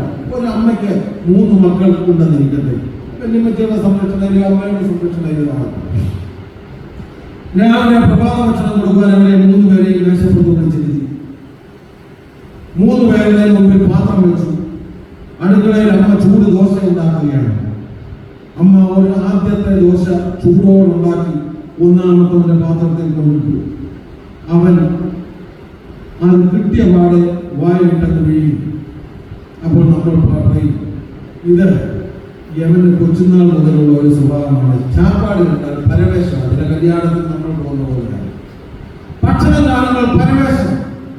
ഈ സമയത്ത് അമ്മ 2-ാമത്തവന്റെ പാത്രത്തിൽ ദോശ കൊണ്ടിട്ടപ്പോൾ അവനത് കയ്യിൽ വെക്കുന്നതിന് മുമ്പ് 1-ാമത്തവൻ തന്നെ തട്ടിപ്പടുത്തെടുത്ത് തിന്നുകയാണ്. അപ്പോൾ കണ്ടു നിന്ന ആൾക്കാർ പറഞ്ഞു, ഇത് അവന്റെ ഒരു പ്രകൃതം. കൊച്ചുനാൾ മുതൽ വേറൊരുത്തിൽ നിന്ന് കൊടുക്കുവാനായിട്ട് അനുവദിക്കുന്നത്. ഈ സമയത്താണ് അമ്മ 3-ാമത്തവന്റെ പാത്രത്തിൽ ദോശ കൊണ്ടിരുന്നത്. 3-ാമത്തവന്റെ പാത്രത്തിൽ ദോശ കൊണ്ടിരുപ്പം 2-ാമത്തവൻ നെഞ്ചെടുത്ത് കരയുകയാണ്, എന്റെ അമ്മേ, എനിക്ക് വിശക്കുന്നു, എനിക്ക് തന്ന ദോശ എന്റെ ചേട്ടൻ തട്ടിപ്പറിച്ച് തിന്നുവെന്ന് പറയുമ്പോൾ 4-ാമത്തവന്റെ പാത്രത്തിൽ വീണ ദോശ അവൻ മടക്കി 2ആയി പിളർത്തി. ഒരു പിളർപ്പെടുത്ത് 3-ാമത്തവന്റെ വായിൽ വെച്ച് കൊടുക്കുന്നു. ഇതാണ് സുഹൃതം എന്ന് പറയുന്നത്. അനുദപിച്ച് തിരികെ വന്ന മാനസാന്തരത്തിന്റെ ഫലമായിട്ട് സുഹൃതമുള്ളവരായി നമ്മൾ ജീവിക്കണം. ചില നഷ്ടപ്പെട്ടു പോയ സംഗതികൾ നമ്മൾ മടക്കിക്കൊണ്ടുവരേണ്ടതായിട്ടുണ്ട്. എന്താണ് നഷ്ടപ്പെട്ടു പോയത്? ഞാൻ ആദ്യത്തെ ചോദ്യം അവരാണ് ചോദിച്ചത്. 50 വർഷം മുമ്പ് നിങ്ങളുടെ ഇടയിൽ ഉണ്ടായിരുന്ന ആത്മീയ സൗഹൃദം, നിങ്ങളുടെ വല്യപ്പച്ചന്മാരും വല്യപ്പച്ചന്മാരും പ്രാർത്ഥിച്ച് ആരംഭിച്ചതായിട്ടുള്ള നിങ്ങളുടെ ജീവിതത്തിന്റെ വിശ്വാസ പ്രഖ്യാപനം ഈ തലമുറയിൽ നിങ്ങൾക്ക് മുൻപോട്ട് കൊണ്ടുപോകാനാണ് സാധിച്ചിട്ടുണ്ട്. മോൻ പഠിച്ചത് ഈ തുമ്പോൺ NGM ഹയർ സെക്കൻഡറി സ്കൂളാണ്, +1+2. ഞാൻ അവിടെയുള്ള കൊണ്ട് ചേർക്കാനായിട്ട് ചെന്ന് കഴിഞ്ഞിട്ട് അവിടുത്തെ ഓഡിറ്റോറിയത്തിൽ അവരുടെ മാനേജരത്തിന് അവരെല്ലാം കൂടെ വിളിച്ചെടുത്തപ്പോൾ പഴയ ഒരു ഓഡിറ്റോറിയമാണ്. ഇപ്പം പുതുക്കിപ്പെടുന്നതെന്ന് എനിക്കറിയില്ല. ആ കയറി ചെല്ലുന്ന ഭിത്തിയുടെ സൈഡിൽ കറുത്ത പെയിന്റ് അടിച്ചിട്ട് വെള്ള അക്ഷരത്തിൽ ഞാൻ കുറച്ച് സംഗതികൾ എഴുതി വെച്ചിരിക്കുന്നതാണ്. അപ്പോൾ എനിക്കത് വായിക്കാൻ പറ്റിയില്ല. ഞാൻ അവിടെ നിന്ന് ഞാൻ കൈകൊണ്ടൊന്ന് തുടച്ച് വായിച്ചിട്ട് അത് നല്ലതാണെന്ന് തോന്നിയുകൊണ്ട് ഞാൻ അതിൻ്റെ ഒരു ഫോട്ടോ എടുത്തു. അത് ഞാൻ ഇങ്ങനെ എഴുതി വേദപുസ്തകത്തിൽ വെച്ചത്. അത് ഇങ്ങനെയാണ് എഴുതിയിരിക്കുന്നത്. സ്കൂളിൻ്റെ ഓഡിറ്റോറിയത്തിൽ ഒരു ക്രൈസ്തവ മാനേജ്മെന്റിന്റെ കീഴിലുള്ള ഒരു ഓഡിറ്റോറിയത്തിൻ്റെ സൈഡിൽ എഴുതി വെച്ചിരിക്കുകയാണ്. പ്രാർത്ഥന എന്ന് പറയുന്നത് ശൈശവത്തിലെ ഉത്സാഹവും യൗവനത്തിലെ ആശ്രയവും വാർദ്ധക്യത്തിലെ സമാധാനവും ആകുന്നു. എല്ലാവരും കേട്ടോ. പ്രാർത്ഥന എന്ന് പറയുന്നത് ശൈശവത്തിലെ ഉത്സാഹവും യൗവനത്തിലെ ആശ്രയവും വാർദ്ധക്യത്തിലെ സമാധാനമാകുന്നു. ബ്രൈറ്റിൽ അവരുടെ ഒരു തിരുമേനിയുടെ പഴയ പേരെഴുതി വെച്ചിട്ടുണ്ട്. അദ്ദേഹം നമ്മൾ പഠിച്ചു അതെന്തുമായിക്കോട്ടെ. കേട്ടപ്പോൾ എനിക്കത് വളരെ ചിന്തിപ്പിക്കുന്നതായിട്ടുള്ള ഒരു അനുഭവം ഉണ്ടായി. അമ്മമാര്, പിതാക്കന്മാര്, മക്കളും കൊച്ചുമക്കളും നമ്മുടെ വീട്ടിലുണ്ടല്ലോ. വൈകിട്ട് അവരുടെ ശൈശവപ്രായത്തിൽ ഈ പ്രാർത്ഥന അവർക്കൊരു ഉത്സാഹമാണ്. യൗവനക്കാരുണ്ടല്ലോ, കുടുംബ പ്രാർത്ഥനയുടെ സമയത്ത് 100 cc ബൈക്കിന്റെ സൈലൻസ് വെട്ടിപ്പൊളിച്ച് റോഡിൽ കൂടി കറങ്ങി നടക്കുന്ന സമയത്ത്, പ്രാർത്ഥനയുടെ സമയത്ത് അവരോടുണ്ടെങ്കിൽ അവർക്ക് പറയുവാൻ സാധിക്കുമോ, ഈ പ്രാർത്ഥന എൻ്റെ യൗവനത്തിൽ എനിക്ക് ആശ്രയമാണ്. ഇവിടെ ഇരിക്കുന്ന തലനിലച്ച അമ്മമാർക്ക് പറയുവാനും കുറിച്ച് സാധിക്കും, ഈ പ്രാർത്ഥന വാർദ്ധക്യത്തിൽ എനിക്ക് സമാധാനമാണ്. അത് താഴെ തട്ടിലോട്ട് പകർന്നു കൊടുക്കുവാൻ ഈ നാളുകളിൽ നമുക്കൊന്നും സാധിക്കുന്നില്ല എന്നുള്ളത് ഏറെ സങ്കടകരമായിട്ടുള്ള സംഗതിയാണ്. അതുകൊണ്ട് വളരെ ഗൗരവമായി നമ്മൾ എടുക്കണം. അനുഭവിച്ച് തിരികെവന്ന മാനസാന്തരത്തിന്റെ ഫലം കായ്ക്കണമെങ്കിൽ കണ്ടിട്ടില്ലാത്തതായിട്ടുള്ള ദൈവത്തെ മുഖത്തോട് മുഖം കാണണമെന്നുള്ള ആഗ്രഹത്തോടു കൂടി ആരാധനയ്ക്ക് സംബന്ധിക്കുകയും ആ ദൈവത്തിലേക്ക് മടങ്ങി വന്ന് അനുതാപത്തോടുകൂടി അനുദപിച്ച ഫലം കായ്ക്കുന്ന മാനസാന്തരത്തിന്റെ അനുഭവത്തിൽ സൂര്യമുള്ളവരായി ജീവിക്കുമ്പോൾ ജീവിതത്തിൽ നഷ്ടപ്പെട്ടു പോയതായിട്ടുള്ള മാറ്റി നിർത്തിയതായിട്ടുള്ള ചില രൂപഭാവഭേദങ്ങൾ പിതാക്കന്മാരുടെ ദർശനത്തിലേക്ക് നമ്മുടെ തലമുറയെ മടങ്ങിക്കൊണ്ടുവരേണ്ടതായിട്ടുണ്ട്.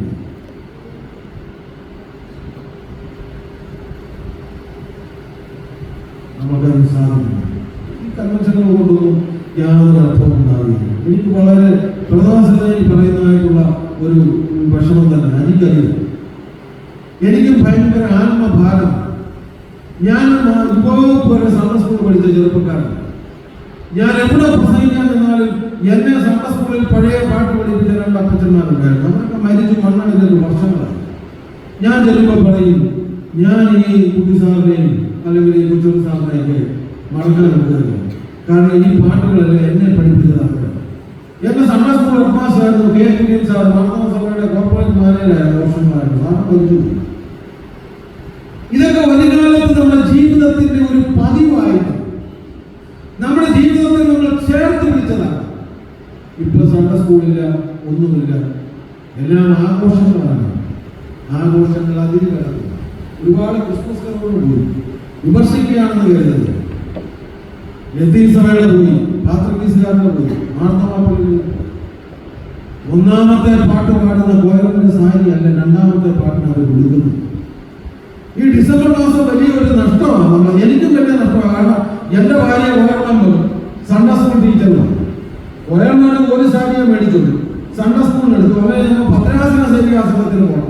സാരി അങ്ങനെയൊക്കെ മേടിക്കാൻ യൂണിഫോം പള്ളിക്കാരൻ ഒരു ബഡ്ജറ്റ് കൊടുക്കുന്നതാണ്. ഒരു ബ്ലൗസ് തയ്ക്കണമെങ്കിലോ ഇതൊക്കെ ഞാനെപ്പോൾ അവരോട് പറഞ്ഞു, നമ്മൾക്ക് നഷ്ടപ്പെട്ട ചില പതിവുകൾ.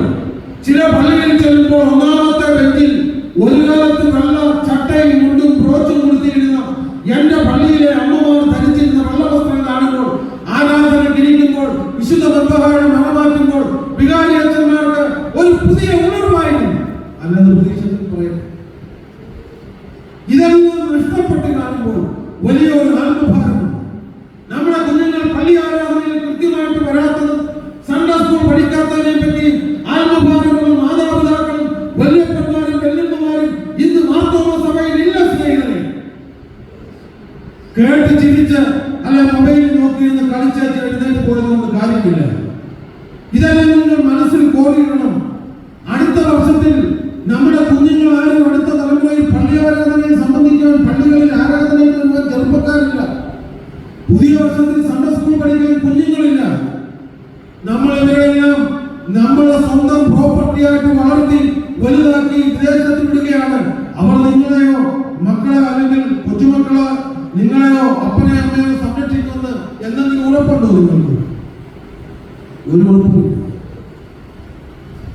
ഞാൻ വേഗം മുൻപോട്ട് പോവുകയാണ്. അതുകൊണ്ട് ആയുസ്സിന് വേണ്ടിയായ ദൈവം ഞാൻ പറയുന്നു, ഒരു മടങ്ങുന്ന ആവശ്യമാണ്. അനുഭവിച്ച് തിരികെ വന്ന് മാനസാന്തരത്തിന് ഫലമായി. 3ാമതായിട്ട് യഹോവയായ ദൈവം വിളിച്ച് ഈ ചുരുങ്ങിയ ആയുസ്സിനർത്ഥത്തിൽ ജീവിക്കുന്നുവെന്ന് ചോദിക്കുമ്പോൾ 3ാമതായിട്ട് നമുക്ക് പറയുവാൻ സാധിക്കണം, ദൈവമേ എന്നിലുള്ള വിശ്വാസം എന്റെ പ്രവൃത്തിയിൽ കൂടി എന്റെ ദൈനംദിന ജീവിതത്തിൽ കൂടി ഞാൻ മറ്റുള്ളവർക്ക് കാണിച്ചു കൊടുക്കും എന്ന് പറയുവാൻ സാധിക്കും. ശ്വാസം എന്നത് ആശിക്കുന്നതിനോടൊപ്പം കാണാത്ത കാര്യങ്ങൾ നിശ്ചയിക്കുന്ന വേദപുസ്തകത്തിൽ എഴുതിയിട്ടുണ്ട്. എന്റെ വിശ്വാസം അതെന്റെ അപ്പന്റെ വിശ്വാസമായിരിക്കാം, എന്റെ അമ്മയുടെ വിശ്വാസമായിരിക്കാം. അത് നമ്മുടെ പ്രവൃത്തിയിൽ കൂടി നമ്മുടെ തലമുറകൾക്ക്, നമ്മുടെ ഇടവകയിലെ കുഞ്ഞുങ്ങൾക്ക് നമുക്ക് കാണിച്ചു കൊടുക്കുവാൻ സാധിക്കും. നമ്മുടെ സൺഡേ സ്കൂൾ അധ്യാപകരുടെ ജീവിതത്തിന്റെ വിശ്വാസം അവർ പഠിപ്പിക്കുന്നതായിട്ടുള്ള കുഞ്ഞുങ്ങൾക്ക് കാണുവാൻ സാധിക്കണം. അദൃശ്യനായിട്ടുള്ള ദൈവം നമ്പുരാനെ ദൃശ്യനായിട്ടുള്ള അധ്യാപകരിൽ കൂടി അവരുടെ മുഖത്ത് കൂടി ഈ കുഞ്ഞുങ്ങൾക്ക് ദർശിക്കുവാൻ സാധിക്കണം. അങ്ങനെ ഉണ്ടെങ്കിൽ സൺഡേ സ്കൂൾ പഠിപ്പിക്കാം. ഗായക സംഘത്തിൽ പാടുന്ന ഗായക സംഘാംഗങ്ങൾ, നിങ്ങൾ കോൺഗ്രിഗേഷൻ അഭിമുഖമായിട്ട് നിങ്ങൾ പാട്ട് പാടുമ്പോൾ നിങ്ങൾ പാടുന്നതായിട്ടുള്ള പാട്ടിൽ കൂടി കേൾക്കുന്നതായിട്ടുള്ള ആൾക്കാർക്ക് ദൈവത്തെ ദർശിക്കുവാനായിട്ട് സാധിക്കും. നമ്മുടെ വിശ്വാസം നമ്മുടെ പ്രവൃത്തിയിൽ കാണിക്കണം. കഴിഞ്ഞതിന്റെ അങ്ങേ വർഷം അമേരിക്കയിൽ നടന്ന ഫാമിലി കോൺഫറൻസ് കേരളത്തിൽ നിന്നും ബൈബിൾ സ്റ്റഡി എടുക്കാൻ നമ്മുടെ പ്രതീക്ഷത്തിനോളം പ്രായമുള്ള ഒരു അച്ഛൻ അമേരിക്കയിൽ ഫാമിലി കോൺഫറൻസിന് പങ്കെടുത്തിട്ട് അദ്ദേഹത്തിന്റെ മാതൃയുടെ വകയിൽ വന്ന് പ്രസംഗിക്കുമ്പോൾ ഞാൻ ആ പള്ളിയിലുണ്ട്. ദൈവം അനുവദിച്ചാൽ അടുത്ത വർഷത്തെ ഫാമിലി കോൺഫറൻസ് പ്രതീക്ഷിച്ചാൽ കാണാം. ഈ പറയുന്ന കാര്യങ്ങൾ എനിക്ക് കാണാൻ പറ്റുമെന്ന് എനിക്ക് തോന്നുന്നു. കഴിഞ്ഞ വർഷത്തെ ഈ അച്ഛൻ പറഞ്ഞു, ഞാൻ കഴിഞ്ഞ 17 ദിവസം അമേരിക്കൻ ഐക്യനാടുകളിലായിരുന്നു. മാർത്തോമാ സഭയുടെ അമേരിക്കൻ ഭദ്രാസനത്തിന്റെ ഫാമിലി കോൺഫറൻസിൽ എന്നെ ക്ലാസ് എടുക്കുവാനായി എന്നെ സഭ വിട്ടു. ഞാൻ അവിടെ പോയി. ഞാൻ പലതരത്തിലുള്ള കാഴ്ചകൾ ഞാൻ അവിടെ കണ്ടു. മുമ്പ് ഞാൻ പറഞ്ഞതുപോലെ അച്ഛൻ പറഞ്ഞു, പള്ളിയുടെ മുൻവശത്തെ ബെഞ്ചിലിരിക്കാൻ തലമുതിർന്ന അമ്മമാരും അപ്പന്മാരും ഇല്ല. അവിടെ കണ്ട കാഴ്ച എന്ന് പറയുന്നത് നാട്ടിൽ മനോഹരമായിട്ട് ചട്ടയും കൊണ്ടുകൊടുത്ത അമ്മമാരൊക്കെ ചെറിയ ചെറിയ വസ്ത്രങ്ങൾ ധരിച്ചുകൊണ്ട് പള്ളിയിൽ ഇരിക്കുന്നത് ഞാൻ കണ്ടു. അതെന്റെ കണ്ണിന് കുളിർമയേകിയില്ല. ഒരു വീട്ടിൽ അപ്പനും അമ്മയും 2 മക്കളുണ്ടെങ്കിൽ 4 കൂടിയ കാറിൽ പള്ളിയിൽ വരുന്ന ആൾക്കാരെ ഞാൻ കണ്ടു. എന്റെ 2 കണ്ണിനും അത് കുളിർമയേകിയില്ല. കയ്യസൂരി മദ്ബഹായിൽ നിന്ന് കൊടുക്കുമ്പോൾ അത് അടുത്തിരിക്കുന്നവരുടെ മുഖത്ത് നോക്കാതെ കൊടുക്കുന്ന ആൾക്കാരെ കണ്ടു. അതും എന്റെ കണ്ണിന് കുളിർമയേകിയില്ല. എന്റെ കണ്ണിന് കുളിർമയേകിയതും ഈ മാർത്തോമാ സഭയിലെ ഒരു വൈദികനായി ശുശ്രൂഷ ചെയ്ത് റിട്ടയർ ചെയ്ത് ഞാൻ മരണാസന്നനായി ദൈവത്തിന്റെ സന്നിധിയിലേക്ക് മടങ്ങിപ്പോകും വരെ എന്റെ എല്ലാ പ്രസംഗങ്ങളിലും എല്ലാ ഞായറാഴ്ചകളിലും ഇനി ഈ ഒരു ഉദാഹരണം മാത്രമേ ഞാൻ പ്രസംഗിക്കുകയുള്ളൂ, മറ്റൊരു ആനുകാലിക വിഷയങ്ങൾ ഞാൻ പറയുകയില്ല എന്ന് പറഞ്ഞിട്ട് അച്ഛൻ പറയുകയാണ്. ആ ഫാമിലി കോൺഫറൻസ് തീരുന്നതിന്റെ തലേ ദിവസം രാത്രി എല്ലാവർക്കും ജീവിതത്തിന്റെ അനുഭവം പറയുവാനായിട്ട് സമയം കൊടുത്തു. 9:30 മണി മുതൽ 10:15 മണി വരെയാണ് സമയം കൊടുത്തത്. ഗാനസംഘം മനോഹരമായ പാട്ടുകൾ പാടുകയാണ്. ഇംഗ്ലീഷ്, മലയാളം, ഹിന്ദി, പലതരത്തിലുള്ള പാട്ടുകൾ ഇങ്ങനെ ഗായകസംഘം പാടുകയാണ്. അച്ഛൻ പറഞ്ഞു 9:30 പാട്ട് തുടങ്ങി ഗായകസംഘം. 9:30 ആയി, 9:45 ആകുന്നു, 9:50 ആകുന്നു, 9:55 ആകുന്നു, 10 ആകുന്നു, 10:05 ആകുന്നു. പാളമേൽ വീട് പെടുന്ന മനുഷ്യരെ പോലെ അടിസ്ഥാനം ഇരിക്കുന്ന വെഞ്ചിലും ഇരിക്കുകയാണ് കുലുങ്ങാതെ ഒരു മനുഷ്യൻ എഴുന്നേക്കുന്നു. അങ്ങനെ ഇരുന്നപ്പോൾ ആലപ്പുഴ ജില്ലയിലെ പുരാതന മാർത്തോമാ കുടുംബത്തിൽ നിന്നും ദീർഘവർഷങ്ങളായി അമേരിക്കയിൽ ചെന്ന് താമസിക്കുന്ന 93 വയസ്സ് പ്രായമുള്ള ഒരു തോമസ് ആണ് 89 വയസ്സ് പ്രായമുള്ള അദ്ദേഹത്തിന്റെ സഹോദരൻ ഫിലിപ്പ് സാറും ആ കോൺഗ്രിഗേഷന്റെ ഏറ്റവും പുറകിൽ എഴുന്നേറ്റ് നിന്നു. മൂത്ത തോമസ് സാറ് തന്റെ വാക്കിംഗ് സ്റ്റിക്കുമായി അവിടെ നിന്ന് എഴുന്നേറ്റ് നടുക്ക് വന്ന കോൺഗ്രിഗേഷന്റെ നടുഭാഗത്ത് ബെഞ്ചിൽ ഒന്നാമതിരുന്ന 89 വയസ്സ് പ്രായമുള്ള അദ്ദേഹത്തിന്റെ സഹോദരൻ ഫിലിപ്പ് സാറിന്റെ കയ്യിൽ പിടിച്ചുകൊണ്ട് മുൻവശത്ത് വന്ന് നിന്നു. എന്നിട്ട് അദ്ദേഹം പറഞ്ഞു, ഞങ്ങൾ ഇത്രയും നേരം കാത്തിരുന്നു. നമ്മളൊക്കെ ദീർഘനാളുകളായി അമേരിക്കയിൽ വന്ന് താമസിക്കുന്നവരാണ്. മക്കളോടും കൊച്ചുമക്കളോടും നാട്ടിലോട്ട് ഇനി പോകുമായിരിക്കാം, പോകത്തില്ലായിരിക്കാം, അതെല്ലാം ദൈവത്തിന് വിളിച്ചത്. നമ്മൾക്കാർക്കും ജീവിതത്തിന്റെ കഴിഞ്ഞ കാലങ്ങളിൽ ദൈവം തന്ന അനുഗ്രഹത്തെ പറയുവാൻ നിങ്ങൾക്കൊന്നും നാവില്ലേ സ്നേഹിതരെ? നിങ്ങൾക്ക് ആർക്കും ഒന്നും പറയാനില്ലേ? 2000 പ്രതിനിധികളാണ് ഇരിക്കുന്നത്. നിങ്ങൾക്ക് ആർക്കും ഒന്നുമില്ലേ? പക്ഷെ ഞങ്ങൾക്കുണ്ട്. ഞങ്ങൾ ഇത്രയും നേരം ഉണ്ടാകുന്ന ആദ്യാദ്യം പറയുന്നവർ പറഞ്ഞു കഴിഞ്ഞ് അവസാനം പറയാമെന്ന് വെച്ചാൽ കാരണം ഞങ്ങൾ കഴിഞ്ഞ ദീർഘനാളുകളായിട്ട് പറയുന്നതായിട്ടുള്ള ഞങ്ങളുടെ ജീവിതത്തിന്റെ സാക്ഷ്യമാണ്. അവരുടെ രണ്ടും കൈ കോർത്ത് പിടിച്ചുകൊണ്ട് മൂത്ത തോമസ് സാറ് മൈക്കിന് നേരെ നിന്ന് പറയുകയാണ്, ആലപ്പുഴ ജില്ലയിലെ പുരാതന മാർത്തോമാ കുടുംബത്തിലെ അംഗങ്ങളായ ഞങ്ങൾ രണ്ടുപേരും ഉടുതുണിക്ക് മറുതുണിയില്ലാതെ ആലപ്പുഴ ജില്ലയിലെ മാർത്തോമാ പള്ളിയുടെ അതിർത്തിയിൽ ഒരു ചെറ്റക്കുടലിൽ ജീവിച്ചതായിട്ടുള്ള കാലം. അപ്പനും അമ്മയ്ക്കും രണ്ട് മക്കളാണ്. അമ്മ രാവിലെ കൂലിപ്പണിക്ക് പോകുന്ന വീട്ടിൽ നിന്നും ഞങ്ങളുടെ അമ്മയ്ക്ക് കൊടുക്കുന്നതായിട്ടുള്ള പഴങ്ങളിൽ ഒരു കീറ്റലയ്ക്കകത്ത് പൊതിഞ്ഞുകൊണ്ട് വന്ന് തളിച്ച തറയിൽ സ്കൂളിൽ പോകുന്നതിന് മുമ്പ് ഞങ്ങളുടെ മുമ്പിൽ വെക്കും. രണ്ടായിട്ട് പുറത്ത് വെക്കും. രണ്ട് കാന്താരി എടുത്ത് അതിൻ്റെ മുകളിൽ ഇങ്ങനെ ഞെരടി ശകലം ഉപ്പ് കൊടുക്കും. ഒരു നടിച്ചോറ് മാറ്റി വെക്കാതെ നക്കി നക്കി ഇല തിന്നാൻ പറ്റുന്നത് പറ്റാത്തതൊന്നും തിന്നാതെ ഞങ്ങളത് മുഴുവൻ പഠിച്ച് നക്കി പഠിക്കാനായി സ്കൂളിൽ പോകും. ഉച്ചഭക്ഷണത്തിന് ബെല്ലടിച്ച എല്ലാ കുഞ്ഞുങ്ങളും ചാപ്പാട് കഴിച്ച് ആവശ്യത്തിന് കവിഞ്ഞ ഭക്ഷണം കൊണ്ട് വേസ്റ്റിൽ കളയുമ്പോൾ ഞങ്ങളുടെ അപ്പനും അമ്മയും കൂലിപ്പണിക്ക് പോകുന്ന വീട്ടിൽ നിന്നും കാച്ചിൽ കുടുങ്ങിയതും ചേന കുടുങ്ങിയതും ചീനി കുടുങ്ങിയതും കൊടുക്കുന്നത് വട്ടയിലയിൽ പൊതിഞ്ഞുകൊണ്ട് സ്കൂളിന്റെ ആൽത്തറയുടെ മണലിൽ വിശ്രമിക്കുന്ന ഞങ്ങളുടെ മുന്നിൽ കൊണ്ടുവെക്കും. ഒരു കാച്ചിലേക്ക് ഒരു ചേമ്പോനെ ഒരു ചീനിയാണ് മൂന്നായിട്ട് വിളിച്ചു നോക്കും. ഞങ്ങളത് ആർത്തിയോടെ കഴിക്കും. അമ്മ സ്കൂളിന്റെ പുതുക്കിണറിൽ നിന്ന് ഒരു തൊട്ടി വെള്ളം കോരും. ഞങ്ങളുടെ അപ്പന്റെ കയ്യിൽ പകുതി ഞങ്ങളുടെ അമ്മ ഒഴിച്ചു കൊടുക്കും. ആർത്തിയോടെ ഞങ്ങളുടെ അമ്മ അത് കുടിക്കും. തിരിച്ച് അപ്പൻ പകുതി അമ്മയുടെ കയ്യിൽ ഒഴിച്ചു കൊടുക്കും. അമ്മ അത് ആർത്തിയോട് കൂടി കുടിക്കും. അവരുടെ വയറ് നടക്കും. അവർ മറന്നിട്ടു. അങ്ങനെ ഇരുന്നപ്പോൾ LP ക്ലാസ്സിലും UP ക്ലാസ്സിലും പരീക്ഷ നടക്കുമ്പോൾ തോമസിനും ഫിലിപ്പിനും 50-ൽ 43 മാർക്ക് മാത്രമേ കിട്ടുന്നുള്ളൂ. എത്ര പഠിച്ചിട്ടും 50-ൽ 50 കിട്ടുന്നു. ആലപ്പുഴ ജില്ലയിലെ സ്വന്തം ഇടവകയിലെ സാമ്പത്തിക ഭദ്രതയുള്ള വീട്ടിലെ കൊച്ചനോട് ഒരു സംശയമായിട്ട് അവർ ചോദിച്ചു, എടാ ഒരേ ചോദ്യ പേപ്പർ നമ്മൾക്ക് കിട്ടുന്നു, ഒരേ ഉത്തരം എഴുതാനുള്ള കടലാസ് നമുക്ക് തരുന്നു, ഒരേ ഉത്തരം നമ്മൾ എഴുതുന്നു, ഞങ്ങൾക്ക് 43, നിനക്ക് 50. നീ ഹീറോപ്പേനെ വെച്ചാണ് പരീക്ഷ എഴുതുന്നത്, ഞങ്ങൾ ഈറയ്ക്കകത്തിട്ട പെൻസിൽ കൊണ്ടാണ് പരീക്ഷ എഴുതുന്നത്. എങ്ങനെയാണ് നിനക്ക് 50-ൽ 50 കിട്ടുന്നത്? നമ്മുടെ ന്യൂജൻ പിള്ളേരാണല്ലോ. അമ്മമാരും ഒട്ടും മോശമല്ല. പഴയ കാലത്ത് ഇവിടെ ഇരിക്കുന്ന അമ്മമാരും ആ സൈഡിലിരിക്കുന്ന പിതാക്കന്മാരും അച്ഛനും നമ്മളുമൊക്കെ എഴുത്തോലയിൽ തറ പറ ഗന പത എന്ന് എഴുതി പഠിച്ചു. എന്നാൽ ഇന്ന് നമ്മുടെ അമ്മമാർ ഒറ്റയിൽ കൊണ്ടുവിടുന്ന കൊച്ചിനെ പഠിപ്പിക്കുന്നത് നീ പന അവൻ തറ, നീ പന പോലെ വളർന്നു വരണം, അവൻ തറയാ. എന്നിട്ടാണ് സേവികാസനത്തിന്റെ അഡോപ്ഷൻ.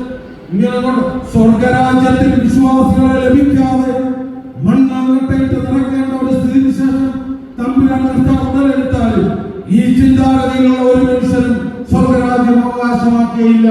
ഒരു സൈഡിൽ അതിവിടെ കുറിച്ചിട്ടുള്ളതാണ്. ഇടയ്ക്ക് അപ്രത്യക്ഷമായി പറഞ്ഞത് സാമ്പത്തിക ഭദ്രതയുള്ള വീട്ടിലെ കൊച്ചനോടൊരു ചോദ്യം, എന്തുകൊണ്ടാണ്? അപ്പോൾ അവൻ പറഞ്ഞു, എടാ ഇങ്ങനെയൊന്നും പഠിച്ചാൽ 50-ൽ 50 കിട്ടുകയില്ല. അത് കിട്ടണമെങ്കിൽ ഒറ്റ മാർഗമാണ്. മാർക്കറ്റിൽ നല്ല ടൈം പീസ് വാങ്ങിക്കുവാനായിട്ട് ടൈം പീസ് വെളുപ്പിനെ 4 മണിക്ക് അലാറം സെറ്റ് ചെയ്ത് നോക്കണം. 4 മണിക്ക് അലാറം അടിക്കുമ്പോൾ എഴുന്നേറ്റ് മുഖം കഴുകി ഒരു കട്ടൻ കാപ്പി കൂടി കുടിച്ച് പഠിച്ചാൽ 50-ൽ 50 കിട്ടും. സാറ് പറഞ്ഞു, അത് നിങ്ങൾക്ക്. അത് കഴിഞ്ഞ് അവൻ പറഞ്ഞതായിട്ടുള്ള വാക്ക് 100 കണക്കിന് പിള്ളേരുടെ മുമ്പിൽ വെച്ച് ഞങ്ങളുടെ ചങ്ക് തകർക്കുന്ന വാക്കാണ് പറഞ്ഞത്. എടാ, ഒരു അലാറത്തിന്റെ ശബ്ദം കേട്ട്, ഒരു ഭൂമൻ കോഴി കൂകുന്ന ശബ്ദം കേട്ട് എഴുന്നേറ്റിരുന്ന് പഠിക്കാൻ നിനക്കൊന്നും ഗതിയില്ലല്ലോ. എന്റെ വീട്ടിലെ ചിരിനല്ലേ നീ രണ്ടും പലപ്പെടുത്തുക. അവരുടെ കരങ്ങൾ അവർ മുറുക്കി പിടിച്ചു. അവർ പറഞ്ഞു, അന്ന് രാത്രി സൂര്യോദയപ്പായിക്കൊണ്ട് മുട്ടിന്മേൽ നിന്നുകൊണ്ട് ഒറ്റ പ്രാർത്ഥന പ്രാർത്ഥിച്ചു, ദൈവമേ ഒരലാറത്തിന്റെ ശബ്ദം കേട്ട് പഠിക്കണം എന്ന് ആഗ്രഹമില്ല, അത് വാങ്ങിത്തരുവാൻ പറയുവാൻ ഞങ്ങളുടെ അപ്പനോടും അമ്മയോടും പറയുവാൻ ഞങ്ങളുടെ നാവിനെ നീ പ്രേരിപ്പിക്കരുത്. നിവർത്തിയില്ല. കൂലിപ്പണിക്കാരാണ്, ഒറ്റമുറിയില്ല, ചോർന്നില്ല. അനാഥത്തിന്റെ ശബ്ദം കേട്ട് പഠിക്കണമെന്നുണ്ട്.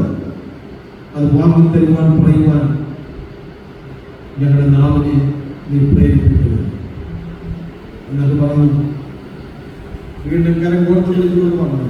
ഹൈസ്കൂൾ ക്ലാസ്സിൽ ആദ്യത്തെ കണക്ക് പരീക്ഷയുടെ മാർക്ക് വന്നപ്പോൾ 50-ൽ 43 മാർക്ക് മേടിച്ചിരുന്ന തോമസും കുര്യനും 50-ൽ 50 മേടിച്ചു.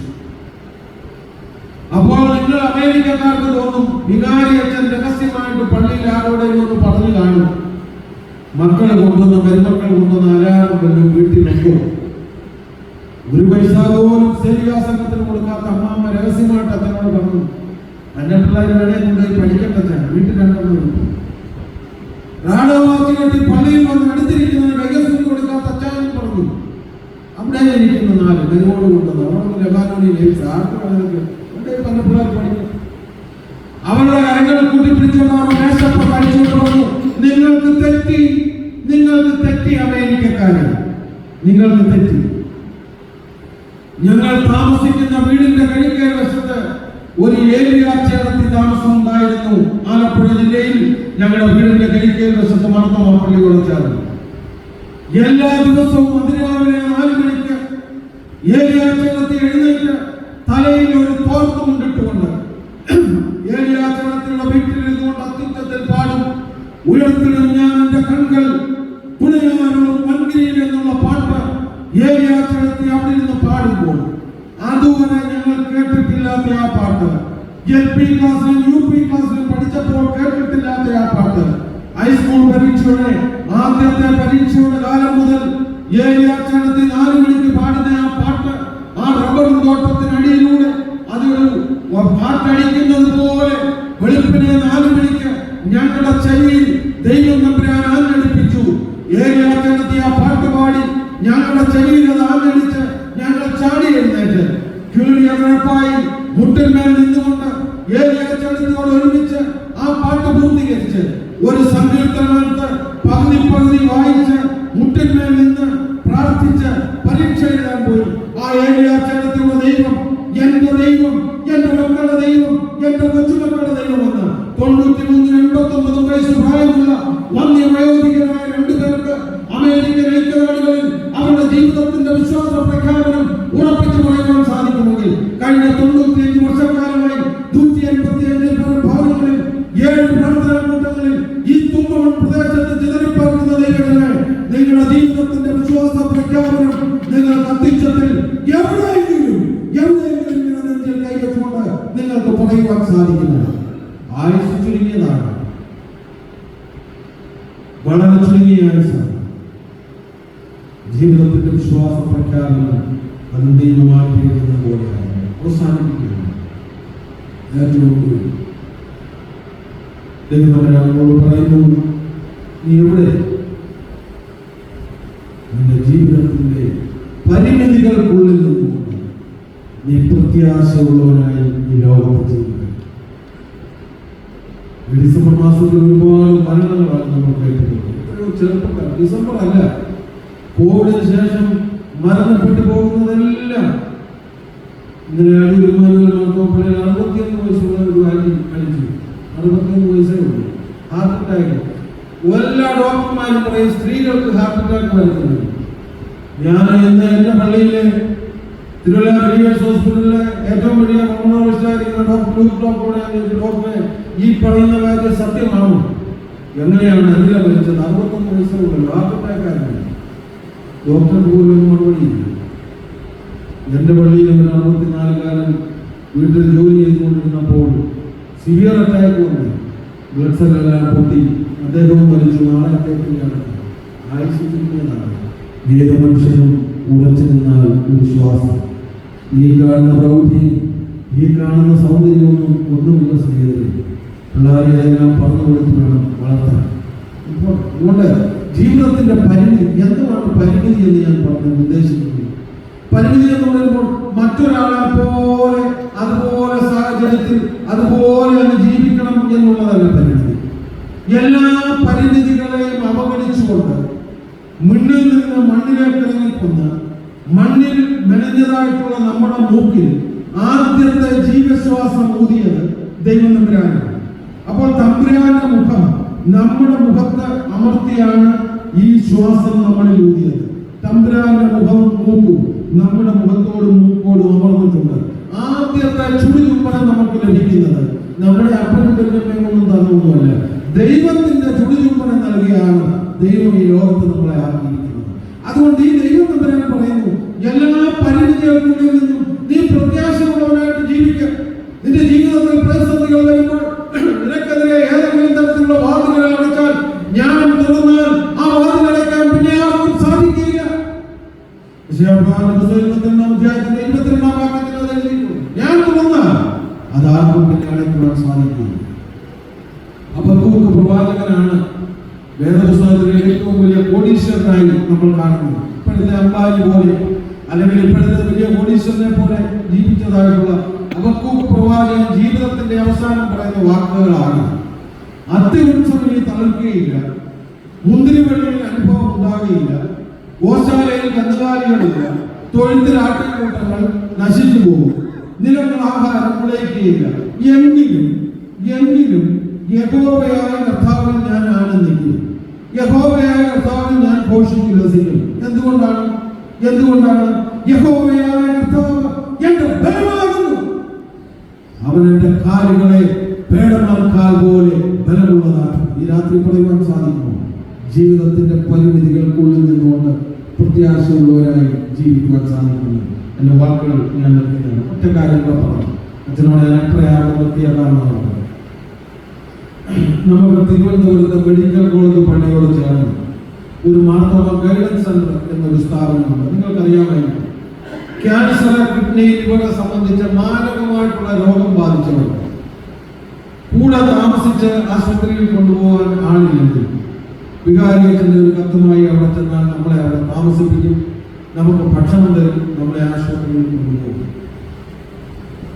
ഇന്നൊക്കെ 7 മാസം മുമ്പ് മെഡിക്കൽ കോളേജിലെ വികാരിയച്ഛൻ രാവിലെ പാഴ്സനേജിന്റെ വാതിൽ തുറന്ന് പത്രമെടുക്കാനായിട്ട് വാതിൽ തുറന്നപ്പോൾ മെഡിക്കൽ കോളേജ് പാഴ്സനേജും ഗൈഡൻസ് സെന്ററും അപ്പുറവും ഇപ്പുറവും അതിലാണ്. ഡയറക്ടർ ഒരാൾ തന്നെയാണ്, പള്ളിയുടെ വികാരിയാണ് അതിൻ്റെ. ആ ഗൈഡൻസ് സെന്ററിന്റെ മുറ്റത്ത് ഒരു 43 വയസ്സ് പ്രായമുള്ള ഒരു അമ്മയെന്ന് പറയുമ്പോൾ കല്യാണം കഴിച്ചിട്ടില്ല, ഞാൻ സ്നേഹബുദ്ധിയ ബഹുമാനത്തോട് പറയുന്നു, ഒരമ്മയും ഒരു 37 വയസ്സ് പ്രായമുള്ള ഒരു ചെറുപ്പക്കാരനും തമ്മിൽ ഒരു ചെറിയ മൽപ്പിടുത്തം നടക്കുകയാണ്. ഈ മൽപ്പിടുത്തം എന്ന് പറയുന്നത് മലയാള മനോരമയിൽ വായിക്കുന്ന മൽപ്പിടുത്തമല്ല. ഒരു 10 ഗ്യാസ് മുട്ടായി ഒരു പത്രക്കടലാസിൽ പൊതിഞ്ഞാൽ, അല്ലെ ഒരു 10 നാരങ്ങ മുട്ടായി ഒരു പേപ്പറിൽ പൊതിഞ്ഞാൽ എത്രയും കാണും, അതുപോലൊരു പൊതി അവന്റെ കയ്യിലുണ്ട്. ഇത് അവനെ അമ്മയുടെ കയ്യിലോട്ട് വെച്ചു കൊടുക്കും. ആ അമ്മ അത് മേടിക്കത്തില്ല, തട്ടി അവന്റെ കയ്യിലോട്ട് ഒരു ചെറിയ പിടിവലി നടക്കുക. അച്ഛൻ ഇത് നോക്കിക്കഴിഞ്ഞപ്പോഴേ ഒരു തമാശ പോലെ തോന്നിയെങ്കിലും പതുക്കെ പത്രമൊക്കെ എടുത്തുകൊണ്ട് അവിടെ ചെന്നു. ഈ അമ്മ ആരാണെന്ന് ചോദിച്ചാൽ കൊല്ലം ജില്ലയിലെ കൊളത്തൂപ്പുഴ പ്രദേശത്ത് നിന്നും നാട്ടിന്റെ 87% മുറിച്ചു കളഞ്ഞു ക്യാൻസർ ബാധിച്ച് മരണത്തെ മുഖാമുഖം കാണിക്കുന്ന റീന എന്ന് പറയുന്നതായിട്ടുള്ള സഹോദരിയാണ്. പറയുന്നതാകും തിരിയത്തില്ല, ഡയറക്ടർ അച്ഛനല്ല. അപ്പോൾ അവിടെ ചെന്നിട്ട് അച്ഛൻ ചോദിച്ചു, എന്തുവാ റീന രാവിലെ ഒരു പിടി തിരിയാത്ത ശബ്ദത്തിൽ അച്ഛനോട് പറയുകയാണ്, ഇത് എന്റെ ഒരേ ഒരു സഹോദരനാണ്, ഒറ്റയാണെന്ന്. അവനൊരു റബ്ബർ ടാപ്പറാണ്. കഴിഞ്ഞ 6 മാസക്കാലമായി കുളത്തൂപ്പുഴ പ്രദേശത്ത് സൂര്യൻ ഉദിച്ച് പിന്നെ മഴയാണ്. അച്ഛനറിയാം, പടക്കമുറ്റാത്ത 2 പെൺകുഞ്ഞുങ്ങളാണ്. അവർക്ക് പാൽ മേടിക്കാനും ഗതിയില്ല. എവിടോ ഷീറ്റ് അടിച്ച് കിട്ടിയാൽ 32 രൂപ ചില്ലറ പൈസ പൊതിഞ്ഞുകൊണ്ട് വന്നിരിക്കുകയാണ്. ഞാൻ മെഡിക്കൽ കോളേജിലേക്ക് ഒരു ഗ്ലാസ് പാല് മേടിച്ച് കുടിക്കണം. അച്ഛനറിയാമല്ലോ, എൻ്റെ ജീവിതം ഏതാണ്ട് തീരാറായി. അച്ഛാ, ഞാൻ ഈ പാല് കുടിച്ചുകൊണ്ട് ജീവിക്കുമെന്ന് ഉറപ്പില്ലല്ലോ. അവന്റെ പറക്കമുറ്റാത്ത കുഞ്ഞുങ്ങൾ പാല് കുടിച്ചാതെ ഈ ലോകത്ത് മരിക്കുവാൻ പാടില്ല. എനിക്ക് പൈസ വേണ്ട, അച്ഛൻ അവനോട് പോകാൻ പറ എന്ന് പറഞ്ഞ് ഈ ആന്റി ഗൈഡൻസ് സെന്ററിന്റെ അകത്തേക്ക് കയറി പോയി. ഈ 37 വയസ്സുകാരൻ നെഞ്ചു പിടിച്ചുകൊണ്ട് ഡയറക്ടർ അച്ഛനോട് പറയുകയാണ്, എന്റെ പെങ്ങൾ പറഞ്ഞ എല്ലാ കാര്യങ്ങളും ശ്രദ്ധിക്കും, എല്ലാ കാര്യങ്ങളും ശ്രദ്ധിക്കണം, ഒരു ഇഞ്ച് പോലും അത് കണ്ടെത്തണം. ഞാൻ അച്ഛനോട് എല്ലാ ഞായറാഴ്ചയും പോത്തുപുഴ മാർത്തോമാപ്പള്ളിയിൽ എന്റെ വികാരി അച്ഛൻ കാസയും പീലാസയും എടുത്തുകൊണ്ട് ഇത് നിങ്ങൾക്ക് വേണ്ടിയുള്ള ശരീരം, നിങ്ങൾക്ക് വേണ്ടിയുള്ള രക്തം എന്ന് പറഞ്ഞ് എന്റെ നാവിൽ അത് നൽകുമ്പോൾ ഒരു തീക്കട്ട വിഴുങ്ങുന്നത് പോലെയാണ് അത് രണ്ടും ഞാൻ സ്വീകരിക്കുന്നത്. ആ തീക്കട്ട വിഴുങ്ങുന്ന അതേ നാവുകൊണ്ടും അതേ വാഗുകൊണ്ടും ഞാൻ അച്ഛന് ഉറപ്പ് തരാം. എന്റെ പറക്കമുറ്റ കുഞ്ഞുങ്ങൾ പാല് കുടിക്കാതെ മരിച്ചു പോകുന്നെങ്കിൽ മരിച്ചു പോകണ്ട, എന്റെ പെങ്ങളുടെ ജീവൻ നിലനിൽക്കണം. പെങ്ങൾ പറയുന്നു, എന്റെ ആളുകളുടെ കുഞ്ഞുങ്ങൾ പാല് കുടിക്കാതെ മരിക്കുവാൻ പാടില്ല. പെങ്ങൾ പറയുന്നു, ഞാൻ മരിച്ചാലും എന്റെ ആളുകളുടെ കുഞ്ഞുങ്ങൾ ജീവിക്കണം. കുമ്പവും സജീവൻ മർത്തോമയുടെ പേരെ വിശ്വാസികളുടെ ദൈവജനങ്ങളെ, എന്താണ് സത്യം, എന്താണ് ദൈവസ്ഥിതി? നല്ല അപ്പന്മാരും നല്ല അമ്മമാരും നല്ല സഹോദരന്മാരും സഹോദരിമാരും ആയി ലോകത്ത് ജീവിക്കാൻ സാധിക്കുന്നില്ലെങ്കിൽ കൺവെൻഷനുകളോടും പ്രസംഗങ്ങളോടും നമുക്ക് പാട്ടുകാരൻ പാടി തങ്ങളെപ്പോൾ നമുക്കുള്ളൊരു രക്ഷകൻ കൊള്ളക്കാരൻ പോലെ ക്രൂശിൽ തൂങ്ങി ഉള്ളവരിടുന്നൻ ചങ്കു നിറയുന്നൻ കണ്ണു നിറയുന്നൻ രക്ഷകൻ. എന്തിനാണ് കൺവെൻഷനുകൾ? എന്തിനാണ് ധ്യാനയോഗങ്ങൾ? ഉള്ളവരുവാൻ, കണ്ണു നിറയുവാൻ, ചങ്കു തകരുവാൻ. 2025 പ്രവേശിക്കുമ്പോൾ 4 കാര്യങ്ങളാണ് പറഞ്ഞത്. ആയുസ് ചുരുക്കമാണ്. യഹോവയായ ദൈവം വിളിച്ചുകൊണ്ടിരിക്കുകയാണ്. ഒന്നാമതായിട്ട് പറയുവാനാണ് സാധിക്കണം, ദൈവമേ, ഞാൻ നീയുമായിട്ടുള്ള ആന്തരിക ബന്ധം നീ ആഗ്രഹിക്കുന്നത് പോലെ ഞാൻ എൻ്റെ കുടുംബത്തിൽ, എൻ്റെ ഇടവകയിൽ, എൻ്റെ കുഞ്ഞുങ്ങളെ കൊണ്ട് ഞാൻ ജീവിക്കും. രണ്ടാമതായിട്ട് പറയണം, അനുദപിച്ചിരിക്കുമെന്ന് മാനസാന്തരത്തിന്റെ ഫലമായി കാണുന്ന അനുഭവത്തിൽ ഞങ്ങൾ ജീവിക്കും. നഷ്ടപ്പെട്ടു പോയതായിട്ടുള്ള ഞങ്ങളുടെ ജീവിതത്തിൽ ഞങ്ങളുടെ പിതാക്കന്മാരുടെ പ്രാർത്ഥനയും ദർശനവും അത് ഞങ്ങൾ തിരികെ കൊണ്ടുവരും.